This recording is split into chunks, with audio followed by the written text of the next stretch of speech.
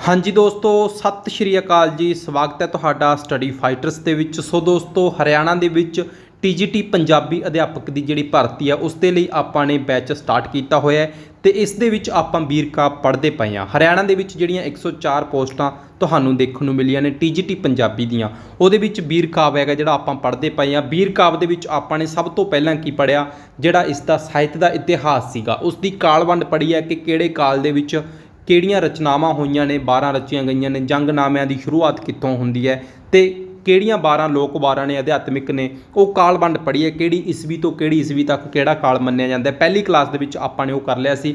ਉਸ ਤੋਂ ਬਾਅਦ ਫਿਰ ਆਪਾਂ ਅਗਲੀ ਜਿਹੜੀ ਸੈਕਿੰਡ ਕਲਾਸ ਸੀਗੀ ਉਹਦੇ ਵਿੱਚ ਆਪਾਂ ਨੇ ਪੜ੍ਹਿਆ ਕਿ ਵਾਰ ਤੇ ਜੰਗਨਾਮਾ ਕੀ ਹੁੰਦਾ ਹੈ। ਜਿਹੜੀਆਂ ਇਸ ਦੀਆਂ ਟਾਈਪਸ ਸੀਗੀਆਂ ਆਪਾਂ ਵੀਰਕਾਵ ਦੇ ਵਿੱਚ ਕਿਹੜੇ ਕਿਹੜੇ ਕਾਵ ਆਉਂਦੇ ਨੇਗੇ, ਵਾਰ ਆਉਂਦੀ ਹੈ, ਜੰਗਨਾਮਾ ਆਉਂਦਾ ਹੈ ਤੇ ਉਹਨਾਂ ਨੂੰ ਡੀਪਲੀ ਪੜ੍ਹਿਆ। ਵਾਰ ਦੇ ਵਿੱਚ ਕੀ ਹੁੰਦਾ, ਜੰਗਨਾਮੇ ਦੇ ਵਿੱਚ ਕੀ ਹੁੰਦਾ, ਇਹਨਾਂ ਦੇ ਵਿੱਚ ਕਿਹੜੇ ਛੰਦ ਵਰਤੇ ਜਾਂਦੇ ਨੇ ਤੇ ਇਹਨਾਂ ਦੇ ਵਿੱਚ ਅੰਤਰ ਕੀ ਹੈ, ਕਿਹੜੀ ਕਮਿਊਨਿਟੀ ਦੇ ਦੁਆਰਾ ਕਿਹੜੀ ਚੀਜ਼ ਜ਼ਿਆਦਾ ਰਚੀ ਜਾਂਦੀ ਹੈ, ਉਹ ਸਾਰਾ ਕੁਝ ਆਪਾਂ ਉੱਪਰ ਪੜ੍ਹ ਚੁੱਕੇ ਹਾਂ ਪਹਿਲਾਂ ਦੀ ਕਲਾਸ ਦੇ ਵਿੱਚ। ਤਾਂ ਦੋਨੋਂ ਕਲਾਸਾਂ ਪਹਿਲਾਂ ਜ਼ਰੂਰ ਦੇਖ ਲਈਆਂ ਹੋਣਗੀਆਂ ਤੁਸੀਂ ਨੇ ਤੇ ਉਸ ਦੇ ਨੋਟਸ ਵੀ ਤੁਸੀਂ ਨਾਲ ਨਾਲ ਬਣਾਉਂਦੇ ਆ ਰਹੇ ਹੋਵੋਗੇ। ਤਾਂ ਇੱਕ ਵਾਰ ਥੋੜਾ ਕੁ ਬੈਚ ਦੀ ਇਨਫੋਰਮੇਸ਼ਨ ਦੇ ਦਈਏ, ਉਸ ਤੋਂ ਬਾਅਦ ਕਲਾਸ ਸਟਾਰਟ ਕਰਦੇ ਹਾਂ। ਜਿਨ੍ਹਾਂ ਦੋਸਤਾਂ ਨੇ ਅਜੇ ਤੱਕ ਬੈਚ ਨੂੰ ਜੁਆਇਨ ਨਹੀਂ ਕੀਤਾ ਤਾਂ ਉਹ ਬੈਚ ਨੂੰ ਜੁਆਇਨ ਕਰ ਲੈਣ। ਬੈਸਟ ਆਫਰ ਤੁਹਾਡੇ ਲਈ ਚੱਲਦਾ ਪਿਆ। ਉਸ ਤੋਂ ਬਾਅਦ ਫਿਰ ਤੁਹਾਨੂੰ ਇਹ ਆਫਰ ਦੇਖਣ ਨੂੰ ਨਹੀਂ ਮਿਲੇਗਾ। ਇਸ ਬੈਚ ਦੇ ਵਿੱਚ ਆਪਾਂ ਥਿਊਰੀ, ਲੈਕਚਰ, MCQ, ਜਿਹੜੇ ਪ੍ਰੈਕਟਿਸ ਕਲਾਸਾਂ ਹੋਣਗੀਆਂ ਉਹ ਸਾਰਾ ਕੁਝ ਕਰਨ ਵਾਲੇ ਹਾਂ ਤੇ ਉਸ ਤੋਂ ਬਾਅਦ ਟੌਪਿਕ ਵਾਈਜ਼ ਤੁਹਾਨੂੰ ਟੈਸਟ ਮਿਲਣਗੇ। ਜਿੱਦਾਂ ਵੀ ਆਪਣਾ ਵੀਰਕਾਵ ਦਾ ਟੌਪਿਕ ਸਮਾਪਤ ਹੋਏਗਾ ਫਿਰ ਆਪਾਂ ਇਸ 'ਤੇ ਜਿਹੜੇ ਤੁਹਾਡੇ ਲਈ ਕੁਐਸਚਨ ਨੇਗੇ ਪੇਪਰਾਂ ਦੇ ਵਿੱਚ ਬਣੇ ਹੋਏ ਨੇ ਤੇ ਜਿਹੜੇ ਬਣ ਸਕਦੇ ਨੇ ਉਹ ਸਾਰੇ ਲੈ ਕੇ ਆਵਾਂਗੇ। ਪੇਪਰ ਦੇ ਨਜ਼ਦੀਕ ਜਾ ਕੇ ਪੇਪਰ ਦਾ ਜਿਹੜਾ ਵੀ ਸਟਰਕਚਰ ਜਿੱਦਾਂ ਬਣਿਆ ਹੁੰਦਾ ਉਹ ਸਾਰਾ ਕੁਝ ਆਪਾਂ ਉਸ ਦੇ ਹੂਬਹੂ ਪੇਪਰ ਬਣਾ ਕੇ ਤੁਹਾਨੂੰ ਦੇਣੇ ਆ। ਉਸ ਤੋਂ ਬਾਅਦ ਫਿਰ ਸਟੱਡੀ ਮਟੀਰੀਅਲ ਹੈਗਾ ਜਿਹੜਾ PDF ਡੇਲੀ ਜਿਹੜੀ ਕਲਾਸ ਹੁੰਦੀ ਹੈ ਉਸ ਦੀ PDF ਤੁਹਾਨੂੰ PDF ਵਾਲੇ ਸੈਕਸ਼ਨ ਦੇ ਵਿੱਚ ਮਿਲ ਹੀ ਜਾਂਦੀ ਹੈਗੀ। ਤਾਂ ਉਸ ਤੋਂ ਬਾਅਦ ਫਿਰ ਆਪਾਂ ਚੱਲਦੇ ਹਾਂ ਅੱਜ ਦੀ ਕਲਾਸ ਦੇ ਵੱਲ। ਹੁਣ ਦੇਖੋ ਜੀ, ਆਪਾਂ ਵੀਰਕਾਵ ਹੈਗਾ ਜਿਹੜਾ ਪੜ੍ਹਦੇ ਪਏ ਹਾਂ ਤੇ ਇਸ ਵੀਰਕਾਵ ਦੇ ਵਿੱਚ ਅੱਜ ਆਪਾਂ ਪੜ੍ਹਾਂਗੇ ਸ਼੍ਰੀ ਗੁਰੂ ਗੋਬਿੰਦ ਸਿੰਘ ਜੀ ਦੇ ਬਾਰੇ। ਹੁਣ ਦੇਖੋ, ਗੁਰੂ ਗੋਬਿੰਦ ਸਿੰਘ ਜੀ ਨਾਮ ਗੁਰੂਆਂ ਦੇ ਵਿੱਚ ਆਪਾਂ ਦੇਖੋ ਕਾਊਂਟ ਕਰਦੇ ਹਾਂ ਤੇ ਗੁਰਮਤਿ ਦੇ ਵਿੱਚ ਆਪਾਂ ਕਿਉਂ ਨਹੀਂ ਪੜ੍ਹਦੇ। ਗੁਰਮਤਿ ਦੇ ਵਿੱਚ ਪਹਿਲੇ 9 ਗੁਰੂ ਸਾਹਿਬਾਨਾਂ ਦੇ ਵਿੱਚੋਂ ਜਿਹੜੇ ਗੁਰੂ ਸਾਹਿਬਾਨਾਂ ਦੀ ਜਿਹੜੀ ਬਾਣੀ ਹੈਗੀ ਆਪਾਂ ਪੜ੍ਹਦੇ ਹਾਂ, ਗੁਰੂ ਗ੍ਰੰਥ ਸਾਹਿਬ ਜੀ ਦੇ ਵਿੱਚ ਦਰਜ ਹੈ ਤਾਂ ਉਹਨਾਂ ਨੂੰ ਆਪਾਂ ਜ਼ਿਆਦਾਤਰ ਉੱਥੇ ਗੁਰਮਤਿ ਦੇ ਵਿੱਚ ਪੜ੍ਹਦੇ ਹਾਂ। ਬਾਕੀ ਹੁਣ ਗੁਰੂ ਗ੍ਰੰਥ ਸਾਹਿਬ ਜੀ ਦੇ ਵਿੱਚ ਬਾਣੀ ਗੁਰੂ ਗੋਬਿੰਦ ਸਿੰਘ ਜੀ ਦੀ ਨਹੀਂ, ਉੱਥੇ 10ਵੇਂ ਗ੍ਰੰਥ ਦੇ ਵਿੱਚ ਬਾਣੀ ਆਉਂਦੀ ਹੈਗੀ ਤੇ ਨਾਲ ਹੀ ਇਹਨਾਂ ਨੂੰ ਆਪਾਂ ਵੀਰਕਾਵ ਦੇ ਵਿੱਚ ਇਸ ਕਰਕੇ ਪੜ੍ਹਦੇ ਹਾਂ ਕਿ ਇਹਨਾਂ ਨੇ ਚੰਡੀ ਦੀ ਵਾਰ ਰਚੀ ਹੈ। 12 ਦੇ ਵਿੱਚ ਜ਼ਿਕਰ ਆਉਂਦਾ ਤਾਂ ਵੀਰਕਾਵ ਦੇ ਵਿੱਚ ਪੜ੍ਹਿਆ ਜਾਂਦਾ ਹੈਗਾ ਸ਼੍ਰੀ ਗੁਰੂ ਗੋਬਿੰਦ ਸਿੰਘ ਜੀ ਨੂੰ। ਤਾਂ ਆਪਾਂ ਸਟਾਰਟ ਕਰਦੇ ਹਾਂ ਅੱਜ ਦੀ ਕਲਾਸ ਨੂੰ। ਤਾਂ ਦੇਖੋ ਜੀ, ਗੁਰੂ ਗੋਬਿੰਦ ਸਿੰਘ ਜੀ ਸਿੱਖ ਧਰਮ ਦੇ 10ਵੇਂ ਗੁਰੂ ਨੇ ਤੇ ਦਸਮੇਸ਼ ਪਿਤਾ ਜੀ ਇਹਨਾਂ ਨੂੰ ਆਪਾਂ ਕਹਿੰਦੇ ਹਾਂ। ਜਾਣ ਪਹਿਚਾਣ ਦੇ ਵੱਲ ਚੱਲਦੇ ਹਾਂ ਕਿ ਕੌਣ ਸੀਗੇ ਗੁਰੂ ਗੋਬਿੰਦ ਸਿੰਘ ਜੀ। ਇੱਕ ਮਹਾਨ ਕਵੀ ਦੇ ਵਜੋਂ ਤੁਸੀਂ ਜਾਣ ਸਕਦੇ ਹੋ ਉਹਨਾਂ ਨੂੰ, ਕਿਉਂਕਿ ਉਹਨਾਂ ਨੇ ਗ੍ਰੰਥ ਸਾਹਿਬ ਜੀ ਦੀ ਰਚਨਾ ਕੀਤੀ ਆ। ਉਹਨਾਂ ਨੇ ਅੱਗੇ ਬਾਣੀ ਨੂੰ ਵੀ ਅੱਗੇ ਆਪਾਂ ਕਹਿ ਸਕਦੇ ਹਾਂ ਸੰਪਾਦਨ ਫਿਰ ਉਹਨਾਂ ਨੇ ਕੀਤਾ ਹੈਗਾ ਤਲਵੰਡੀ ਸਾਬੋ ਦੇ ਵਿੱਚ। ਤੇ ਉਸੇ ਤਰ੍ਹਾਂ ਫਿਰ ਆਪਾਂ ਸੰਤ ਸਿਪਾਹੀ ਦੇ ਨਾਮ ਦੇ ਉੱਤੇ ਉਹਨਾਂ ਨੂੰ ਜਾਣਦੇ ਆਂਗੇ। ਦੇਸ਼ ਭਗਤ ਇੱਕ ਕਹਿ ਸਕਦੇ ਹਾਂ ਕਿ ਬਹੁਤ ਛੋਟਾ ਰੁਤਬਾ ਹੈ, ਦੇਸ਼ ਭਗਤ ਤੋਂ ਵੀ ਕਿਤੇ ਉੱਪਰ ਦਾ ਲੈਵਲ ਸੀਗਾ ਕਿ ਕਿਉਂਕਿ ਲੋਕਾਂ ਦੇ ਲਈ ਸੀਗੇ ਜਿਹੜੇ ਆਪਣੇ ਦੇਸ਼ ਦੇ ਵਿੱਚ ਨੇ। ਸਿਰਫ ਉਹਨਾਂ ਦੇ ਲਈ ਹੀ ਨਹੀਂ, ਉਹਨਾਂ ਦੀ ਆਪਾਂ ਕਹਿ ਸਕਦੇ ਹਾਂ ਕਿ ਭਗਤੀ ਸੀਗੀ ਜਾਂ ਉਹਨਾਂ ਦੀ ਸੋਚ ਸੀਗੀ ਪੂਰੀ ਦੁਨੀਆ ਤੱਕ ਸੀਗੀ। ਆਪਾਂ ਇੱਕ ਦੇਸ਼ ਤੱਕ ਨਹੀਂ ਕਹਿ ਸਕਦੇ ਪਰ ਫਿਰ ਵੀ ਦੇਸ਼ ਭਗਤ ਦੇ ਤੌਰ ਦੇ ਉੱਤੇ ਉਹਨਾਂ ਨੂੰ ਜਾਣਿਆ ਜਾਂਦਾ ਹੈਗਾ। ਤੇ ਉਸ ਤੋਂ ਬਾਅਦ ਫਿਰ ਫਕੀਰ ਪਾਤਸ਼ਾਹ, ਇਹ ਸਾਰੇ ਆਪਾਂ ਉਹਨਾਂ ਨੂੰ ਕਹਿ ਸਕਦੇ ਹਾਂ ਕਿ ਆਇਡੈਂਟੀਟੀਜ਼ ਦੇ ਤੌਰ ਦੇ ਉੱਤੇ ਆਪਾਂ ਉਹਨਾਂ ਨੂੰ ਜਾਣਦੇ ਹਾਂ। ਉਸ ਤੋਂ ਬਾਅਦ ਫਿਰ ਆਪਾਂ ਜੀਵਨ ਕਾਲ ਦੀ ਗੱਲ ਕਰ ਲੈਂਦੇ ਹਾਂ। ਗੁਰੂ ਗੋਬਿੰਦ ਸਿੰਘ ਜੀ ਦਾ ਜਿਹੜਾ ਜਨਮ ਹੈਗਾ ਉਹ ਆਪਾਂ ਕਹਿ ਸਕਦੇ ਹਾਂ ਕਹਿੰਦੇ ਹਾਂ ਕਿ 1666 ਈਸਵੀ ਦੇ ਵਿੱਚ ਹੋਇਆ ਤੇ ਉਹਨਾਂ ਦੀ ਜਿਹੜੀ ਜੋਤੀ ਜੋਤ ਸਮਾਏ ਨੇਗੇ ਉਹ 1708 ਈਸਵੀ ਦੇ ਵਿੱਚ ਜੋਤੀ ਜੋਤ ਸਮਾ ਜਾਂਦੇ ਨੇ। ਬਾਕੀ ਸਾਰਾ ਕੁਝ ਆਪਾਂ ਅੱਗੇ ਡੀਪਲੀ ਪੜ੍ਹਨ ਵਾਲੇ ਹਾਂ। ਬੇਸਿਕ ਇਨਫੋਰਮੇਸ਼ਨ ਦੇ ਤੌਰ ਦੇ ਉੱਤੇ ਤੁਸੀਂ ਇਸ ਨੂੰ ਕਾਊਂਟ ਕਰ ਸਕਦੇ ਹੋ ਤੇ ਨਾਲ ਹੀ ਆਪਣੇ ਹੈਂਡ ਰਿਟਨ ਨੋਟਸ ਤੁਸੀਂ ਨੇ ਬਣਾਉਂਦੇ ਚੱਲਣਾ ਹੈਗਾ। ਤੇ ਜਨਮ ਅਸਥਾਨ ਤੁਸੀਂ ਜਾਣ ਲਓ ਕਿ ਕਿੱਥੇ ਜਨਮ ਹੋਇਆ ਸੀ ਗੁਰੂ ਗੋਬਿੰਦ ਸਿੰਘ ਜੀ ਦਾ। ਜਨਮ ਹੋਇਆ ਸੀਗਾ ਪਟਨਾ ਸਾਹਿਬ ਦੇ ਵਿੱਚ, ਬਿਹਾਰ ਆਪਾਂ ਕਹਿ ਸਕਦੇ ਹਾਂ ਸਟੇਟ ਦੇ ਵਿੱਚ ਪੈਂਦਾ ਹੈਗਾ ਪਟਨਾ, ਠੀਕ ਹੈ, ਬਿਹਾਰ ਦੇ ਵਿੱਚ ਜਨਮ ਹੁੰਦਾ ਹੈਗਾ। ਤੇ ਉਸ ਤੋਂ ਬਾਅਦ ਫਿਰ ਆਪਣੀ ਪੂਰੀ ਲਾਈਫ ਜਿੱਦਾਂ ਕਿ ਉਹਨਾਂ ਨੇ ਬਿਤਾਈ, ਲੜਾਈਆਂ ਲੜੀਆਂ ਨੇਗੇ, ਜੋ ਵੀ ਆਪਣੇ ਧਾਰਮਿਕ ਕਾਜ ਕੀਤੇ ਹੈ ਤੇ ਇੱਕ ਸੰਤ ਸਿਪਾਹੀ ਦੇ ਵਜੋਂ ਵਿਚਰਿਆ ਤੇ ਆਪਣੇ ਪਰਿਵਾਰ ਦਾ ਬਲੀਦਾਨ ਦਿੱਤਾ ਹੈਗਾ। ਤੇ ਉਸ ਤੋਂ ਬਾਅਦ ਫਿਰ ਅੰਤ ਦੇ ਵਿੱਚ ਆਪਣਾ ਆਪ ਜੋਤੀ ਜੋਤ ਸਮਾਉਂਦੇ ਹੈਗੇ। ਤੇ ਕਿਸ ਸਥਾਨ ਦੇ ਉੱਤੇ ਜੋਤੀ ਜੋਤ ਸਮਾਇਆ, ਉਹ ਸਮਾਇਆ ਜੀ ਨੰਦੇੜ ਸਾਹਿਬ। ਤਾਂ ਇਹ ਕਿੱਥੇ ਪੈਂਦਾ ਹੈਗਾ ਨੰਦੇੜ ਸਾਹਿਬ, ਇਹ ਪੈਂਦਾ ਜੀ ਮਹਾਰਾਸ਼ਟਰ ਦੇ ਵਿੱਚ, ਠੀਕ ਹੈ। ਤੇ ਅੱਜ ਕੱਲ੍ਹ ਉੱਥੇ ਜਿਹੜੇ ਤਖਤ ਸ਼੍ਰੀ ਹਜ਼ੂਰ ਸਾਹਿਬ ਨੇ ਉਹਨਾਂ ਦੇ ਸਥਾਨ ਦੇ ਉੱਤੇ ਗੁਰਦੁਆਰਾ ਸਾਹਿਬ ਬਣੇ ਹੋਏ ਹੈ, ਤਖਤ ਸ਼੍ਰੀ ਹਜ਼ੂਰ ਸਾਹਿਬ, ਠੀਕ ਹੈ, ਸੱਚਖੰਡ ਸ਼੍ਰੀ ਹਜ਼ੂਰ ਸਾਹਿਬ ਤੁਸੀਂ ਕਹਿ ਸਕਦੇ ਹੋ, ਠੀਕ ਹੈ। ਤੇ ਉਸ ਤੋਂ ਬਾਅਦ ਫਿਰ ਆਪਾਂ ਮਾਤਾ ਪਿਤਾ ਜੀ ਬਾਰੇ ਜਾਣ ਲੈਂਦੇ ਹਾਂ।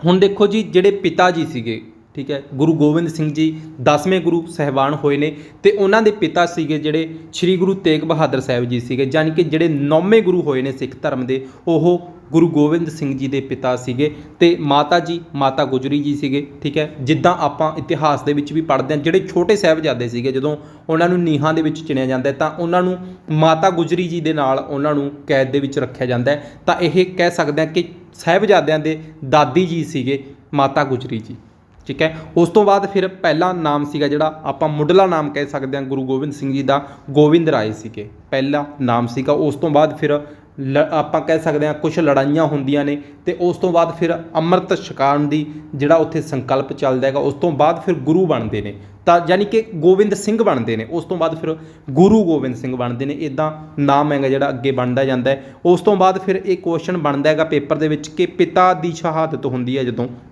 यानी कि गुरु तेग बहादुर साहिब जी की जो शहादत होंदी है तो गुरु गोबिंद सिंह जी की उम्र किन्नी सी, तो उस समय उम्र 9 साल की सीगी जदों कश्मीरी पंडित आउंदे हैगे। तो हुण देखो आपां पढ़दे हां कि गुरु तेग बहादुर साहिब जी दे कोल कश्मीर तो कुछ पंडित चल के आउंदे आ ते उन्हां नूं कहिंदे आ कि साडा धर्म बदली कीता जा रहा है। कश्मीर दे विच धर्म सीगा जिहड़ा पंडितां दा धर्म बदल के होर धर्म दे विच उन्हां नूं मिलाया जा रहा सीगा, तां इस करके कुछ कश्मीरी पंडित नेगे जिहड़े उन्हां उस टाइम की शिकायत लैके गुरु तेग बहादुर साहिब जी के कोल आउंदे आ ते उस टाइम फिर गुरु तेग बहादुर जी जदों चलदे हैगे अपनी शहादत के लिए ते चांदनी चौंक दिल्ली दे विच जदों शहादत होंदी है गुरु तेग बहादुर साहिब जी की, तो उस समय गुरु गोबिंद सिंह जी की बाल गोबिंद राय जी की उम्र सीगी जिहड़ी 9 साल सीगी, ते इस करके उस तो बाद फिर आपां कह सकते हैं कि गुरु गोबिंद सिंह जी नूं होर किन्ना नामां दे नाल जाणिया जांदा है जां की आपां ने उन्हां नूं उपाधि दित्ती है, वो है जी आपां दसम पातशाह जां दशमेश पिता इन्हां नावां दे नाल जाणदे हां। ते इन्हां दे नाल कुछ पंक्तियां जिहड़ियां मशहूर नेगियां तां इह तुसीं जरूर पढ़ के जाओ, इन्हां दे विच्चों तुहानूं कनसैप्ट थोड़ा बहुता क्लीयर हो जाएगा। देखो जिद्दां इहदे विच लिखिया होया है जन्म गुरां दा पटने शहर दा, तां इत्थों पता लग गया आपां नूं कि पटने शहर दा जन्म हैगा। तो आनंदपुर डेरे लाउंदे नेगे, हुण फिर उस तो बाद फिर आनंदपुर डेरे लाउंदे आ, आनंदपुर दे विच बचपन बीतदा हैगा ते उसे तरह बचपन बीतदियां 9 साल की जो उम्र हो जाती है बचपन दे विच, तां उस टाइम फिर इन्हां दे पिता साहिबान 9वें गुरु साहिबान नेगे जिहड़े वो अपनी शहादत दे लई चल पैंदे ने। उस तो बाद फिर आनंदपुर साहिब छड्डना पैंदा गुरु गोबिंद सिंह जी नूं। आनंदपुर साहिब नूं जदों छड्ड के जांदे आ इन्हां कोल इन्ना लिटरेचर हुंदा रचिया होया जिहड़ा भी धार्मिक ग्रंथ नेगे जां फिर पुराने जिन्ने भी पुराने ग्रंथ सीगे उन्हां दा तर्जमा कीता होया सी, यानी कि उन्हां दी ट्रांसलेशन कीती होई सी कि आम लोकां दे समझ दे विच आ सकन। इन्ना कुछ लिटरेचर सीगा जिहड़ा मतलब कि उत्थे इन्हां ने तैयार कीता होया सीगा। पर जदों आनंदपुर साहिब छड्डना पैंदा सरसा नदी राह दे विच आउंदी है तां उत्थे सारा लिटरेचर हैगा जिहड़ा उस पानी दे विच रुड़ जांदा हैगा। तां इस तरह बहुत कुछ सीगा जिहड़ा उस टाइम लॉस होया सीगा। हुण देखो कुछ पंक्तियां ने जिहड़ियां इन्हां नूं दुबारा पढ़दे हां। जन्म गुरां दा पटने शहर दा आनंदपुर डेरे लाए पिता गुरां दे तेग बहादुर मां गुजरी दे जाए। हुण देखो इत्थों किन्ना कुछ क्लीयर हो गया। पटने शहर का जन्म है, आनंदपुर डेरे लाउंदे आ, बचपन बीतदा है ते उस तो बाद फिर जिहड़ा पिता साहिबान ने कि गुरु तेग बहादुर जी जानी कि 9वें पातशाह, ठीक है, ते उन्हां दे माता जी सीगे माता गुजरी जी। तो उस तो बाद फिर अगे आपां गुरगद्दी की गल कर लैंदे। गुरगद्दी के उत्ते विराजमान होंदे आ 1675 ईस्वी दे विच। हुण देखो 1675 ईस्वी दे विच आपां कह सकते हैं कि श्री गुरु तेग बहादुर साहिब जी की शहादत होंदी है चांदनी चौंक दिल्ली दे विच, क्योंकि उन्होंने धर्म बदलाउण का जिहड़ा उत्थे कॉन्सैप्ट चलाया होया सी जां जो भी लहर चलाई हुई सी, जो भी माड़ी नीति चलाई हुई सी उस टाइम के हाकमां ने उन्हां दा विरोध किया गुरु तेग बहादुर जी ने। तो उस तो बाद फिर आगरा दे विच इदां उथों हुंदे होए दिल्ली दे विच जदों उन्हां नूं शहीद कर दिता जाता है 1675 ईस्वी दे विच शहादत होंदी है गुरु तेग बहादुर जी की। उस तो बाद फिर गुरु गोबिंद सिंह जी दे कोल गुरगद्दी आउंदी है ते 1708 तक गुरु गोबिंद सिंह जी गद्दी दे उत्ते रहिंदे है कि 1675 ईस्वी तो लैके 1708 ईस्वी तक गुरगद्दी गुरु गोबिंद सिंह जी दे कोल रही है। तो उस तो बाद फिर पॉइंट अगे नोट करते जाना है तुसीं नोटबुक दे विच। मसंद प्रथा नूं खत्म किया सीगा गुरु गोबिंद सिंह जी ने, तो ये शुरू किस गुरु ने की सी ये भी पूछा जा सकता है। वैसे आपां शुरू करने वाला जिहड़ा कनसैप्ट है गुरमत काव्य दे विच पढ़ांगे, जदों गुरुआं बारे पढ़ांगे, ये शुरू की सी गुरु रामदास जी ने। चौथे गुरु साहिबान जी ने इस प्रथा नूं मसंद प्रथा नूं शुरू किया सी। ते अगे ਜਿਹੜੀ ਮਸੰਦ ਪ੍ਰਥਾ ਸੀ, ਠੀਕ ਹੈ, ਇਸ ਦੇ ਵਿੱਚ ਕੁਛ ਮਤਲਬ ਕਿ ਪੈਰੋਕਾਰ ਹੁੰਦੇ ਆ ਜਾਂ ਜੋ ਵੀ ਇਸ ਦੇ ਵਿੱਚ ਕੁਛ ਨਾ ਕੁਛ ਇੱਦਾਂ ਕਮੀਆਂ ਆ ਗਈਆਂ ਸੀ, ਤਾਂ ਕਰਕੇ ਗੁਰੂ ਗੋਬਿੰਦ ਸਿੰਘ ਜੀ ਨੂੰ ਇਸ ਪ੍ਰਥਾ ਨੂੰ ਖਤਮ ਕਰਨਾ ਪਿਆ। ਲੋਕ ਆਪੋ ਤਾਪੇ ਜਿੱਦਾਂ ਕਹਿੰਦੇ ਆ ਕਿ ਇਸ ਤਰ੍ਹਾਂ ਆਪ ਮੁਹਾਰੇ ਹੋ ਗਏ ਸੀ, ਇਸ ਕਰਕੇ ਇਸ ਪ੍ਰਥਾ ਨੂੰ ਫਿਰ ਖਤਮ ਕਰਨਾ ਪਿਆ ਸੀ। ਤੇ ਉਸ ਤੋਂ ਬਾਅਦ ਫਿਰ ਅੱਗੇ ਪੇਪਰ ਦੇ ਵਿੱਚ ਪੁੱਛ ਲਿਆ ਜਾਂਦਾ ਹੈਗਾ ਕਿ ਗੁਰੂ ਗੋਬਿੰਦ ਸਿੰਘ ਜੀ ਸੀਗੇ ਸਮਕਾਲੀ ਕੌਣ ਸੀ ਇਹਨਾਂ ਦੇ। ਪੇਪਰ ਦੇ ਵਿੱਚ ਇਹ ਪੁੱਛਿਆ ਜਾ ਸਕਦਾ ਹੈ। ਔਰੰਗਜ਼ੇਬ ਸੀ ਜਿਹੜੇ ਇਹਨਾਂ ਦੇ ਸਮਕਾਲੀ ਸੀ। ਔਰੰਗਜ਼ੇਬ ਨੂੰ ਹੀ ਜ਼ਫਰਨਾਮਾ ਹੈਗਾ ਜਿਹੜਾ ਲਿਖਿਆ ਜਾਂਦਾ ਹੈ, ਜਿੱਤ ਦੀ ਚਿੱਠੀ ਜਿਹਨੂੰ ਜ਼ਫਰਨਾਮੇ ਨੂੰ ਆਪਾਂ ਕਹਿੰਦੇ ਹਾਂ, ਉਹ ਜ਼ਫਰਨਾਮਾ ਲਿਖਿਆ ਜਾਂਦਾ ਹੈਗਾ। ਤੇ ਨਾਲ ਹੀ ਬਹਾਦਰ ਸ਼ਾਹ ਸੀਗੇ ਜਿਹੜੇ, ਉਹ ਵੀ ਸਮਕਾਲੀ ਸੀ। ਇਹ ਚੀਜ਼ਾਂ ਵੀ ਯਾਦ ਰੱਖਣੀਆਂ ਨੇ। ਅੱਗੇ ਦੇਖੋ ਉਸ ਤੋਂ ਬਾਅਦ ਫਿਰ ਦੇਖੋ ਇਹ ਜਿਹੜੇ ਪੁਆਇੰਟਾਂ ਦੇ ਵਿੱਚ ਆਪਾਂ ਨੇ ਲਿਖਿਆ ਹੋਇਆ, ਇਸੇ ਤਰ੍ਹਾਂ ਪੁਆਇੰਟਾਂ ਦੇ ਵਿੱਚ ਤੁਸੀਂ ਇੱਕ ਵਾਰ ਇਹਨਾਂ ਨੂੰ ਯਾਦ ਕਰਨਾ ਹੈ, ਰਿਵੀਜ਼ਨ ਤੁਸੀਂ ਕਰਦੇ ਰਹਿਣਾ। ਜੋ ਵੀ ਪਹਿਲਾਂ ਕਲਾਸਾਂ ਹੋਈਆਂ ਨੇ ਸਾਰੀਆਂ ਨੂੰ ਇੱਕ ਵਾਰ ਜ਼ਰੂਰ ਪੜ੍ਹਦੇ ਰਿਹਾ ਕਰੋ, ਦਿਨ ਦੇ ਵਿੱਚ ਤੁਸੀਂ ਪੜ੍ਹਿਆ ਕਰੋ ਤੇ ਨਾਲ ਹੀ ਆਪਣੀ ਨੋਟਬੁੱਕ ਦੇ ਵਿੱਚ ਤੁਸੀਂ ਇਹਨਾਂ ਨੂੰ ਜ਼ਰੂਰ ਐਡ ਕਰਦੇ ਰਹਿਣਾ ਹੈਗਾ। ਜੋ ਵੀ ਆਪਾਂ ਗੱਲ ਬੋਲ ਰਹੇ ਹਾਂ, ਕਈ ਵਾਰ ਇੱਦਾਂ ਇੱਥੇ ਨੋਟ ਨਹੀਂ ਕੀਤੀ ਹੁੰਦੀ, ਬੋਲੀ ਹੋਈ ਗੱਲ ਤੁਹਾਨੂੰ ਇੱਦਾਂ ਨਾਲ ਦੀ ਨਾਲ ਤੁਸੀਂ ਨੋਟਬੁੱਕ ਦੇ ਵਿੱਚ ਨੋਟ ਕਰਦੇ ਜਾਣਾ। ਹੁਣ ਦੇਖੋ ਉਸ ਤੋਂ ਬਾਅਦ ਫਿਰ ਆਪਾਂ ਅੱਗੇ ਦੇਖਦੇ ਹਾਂ।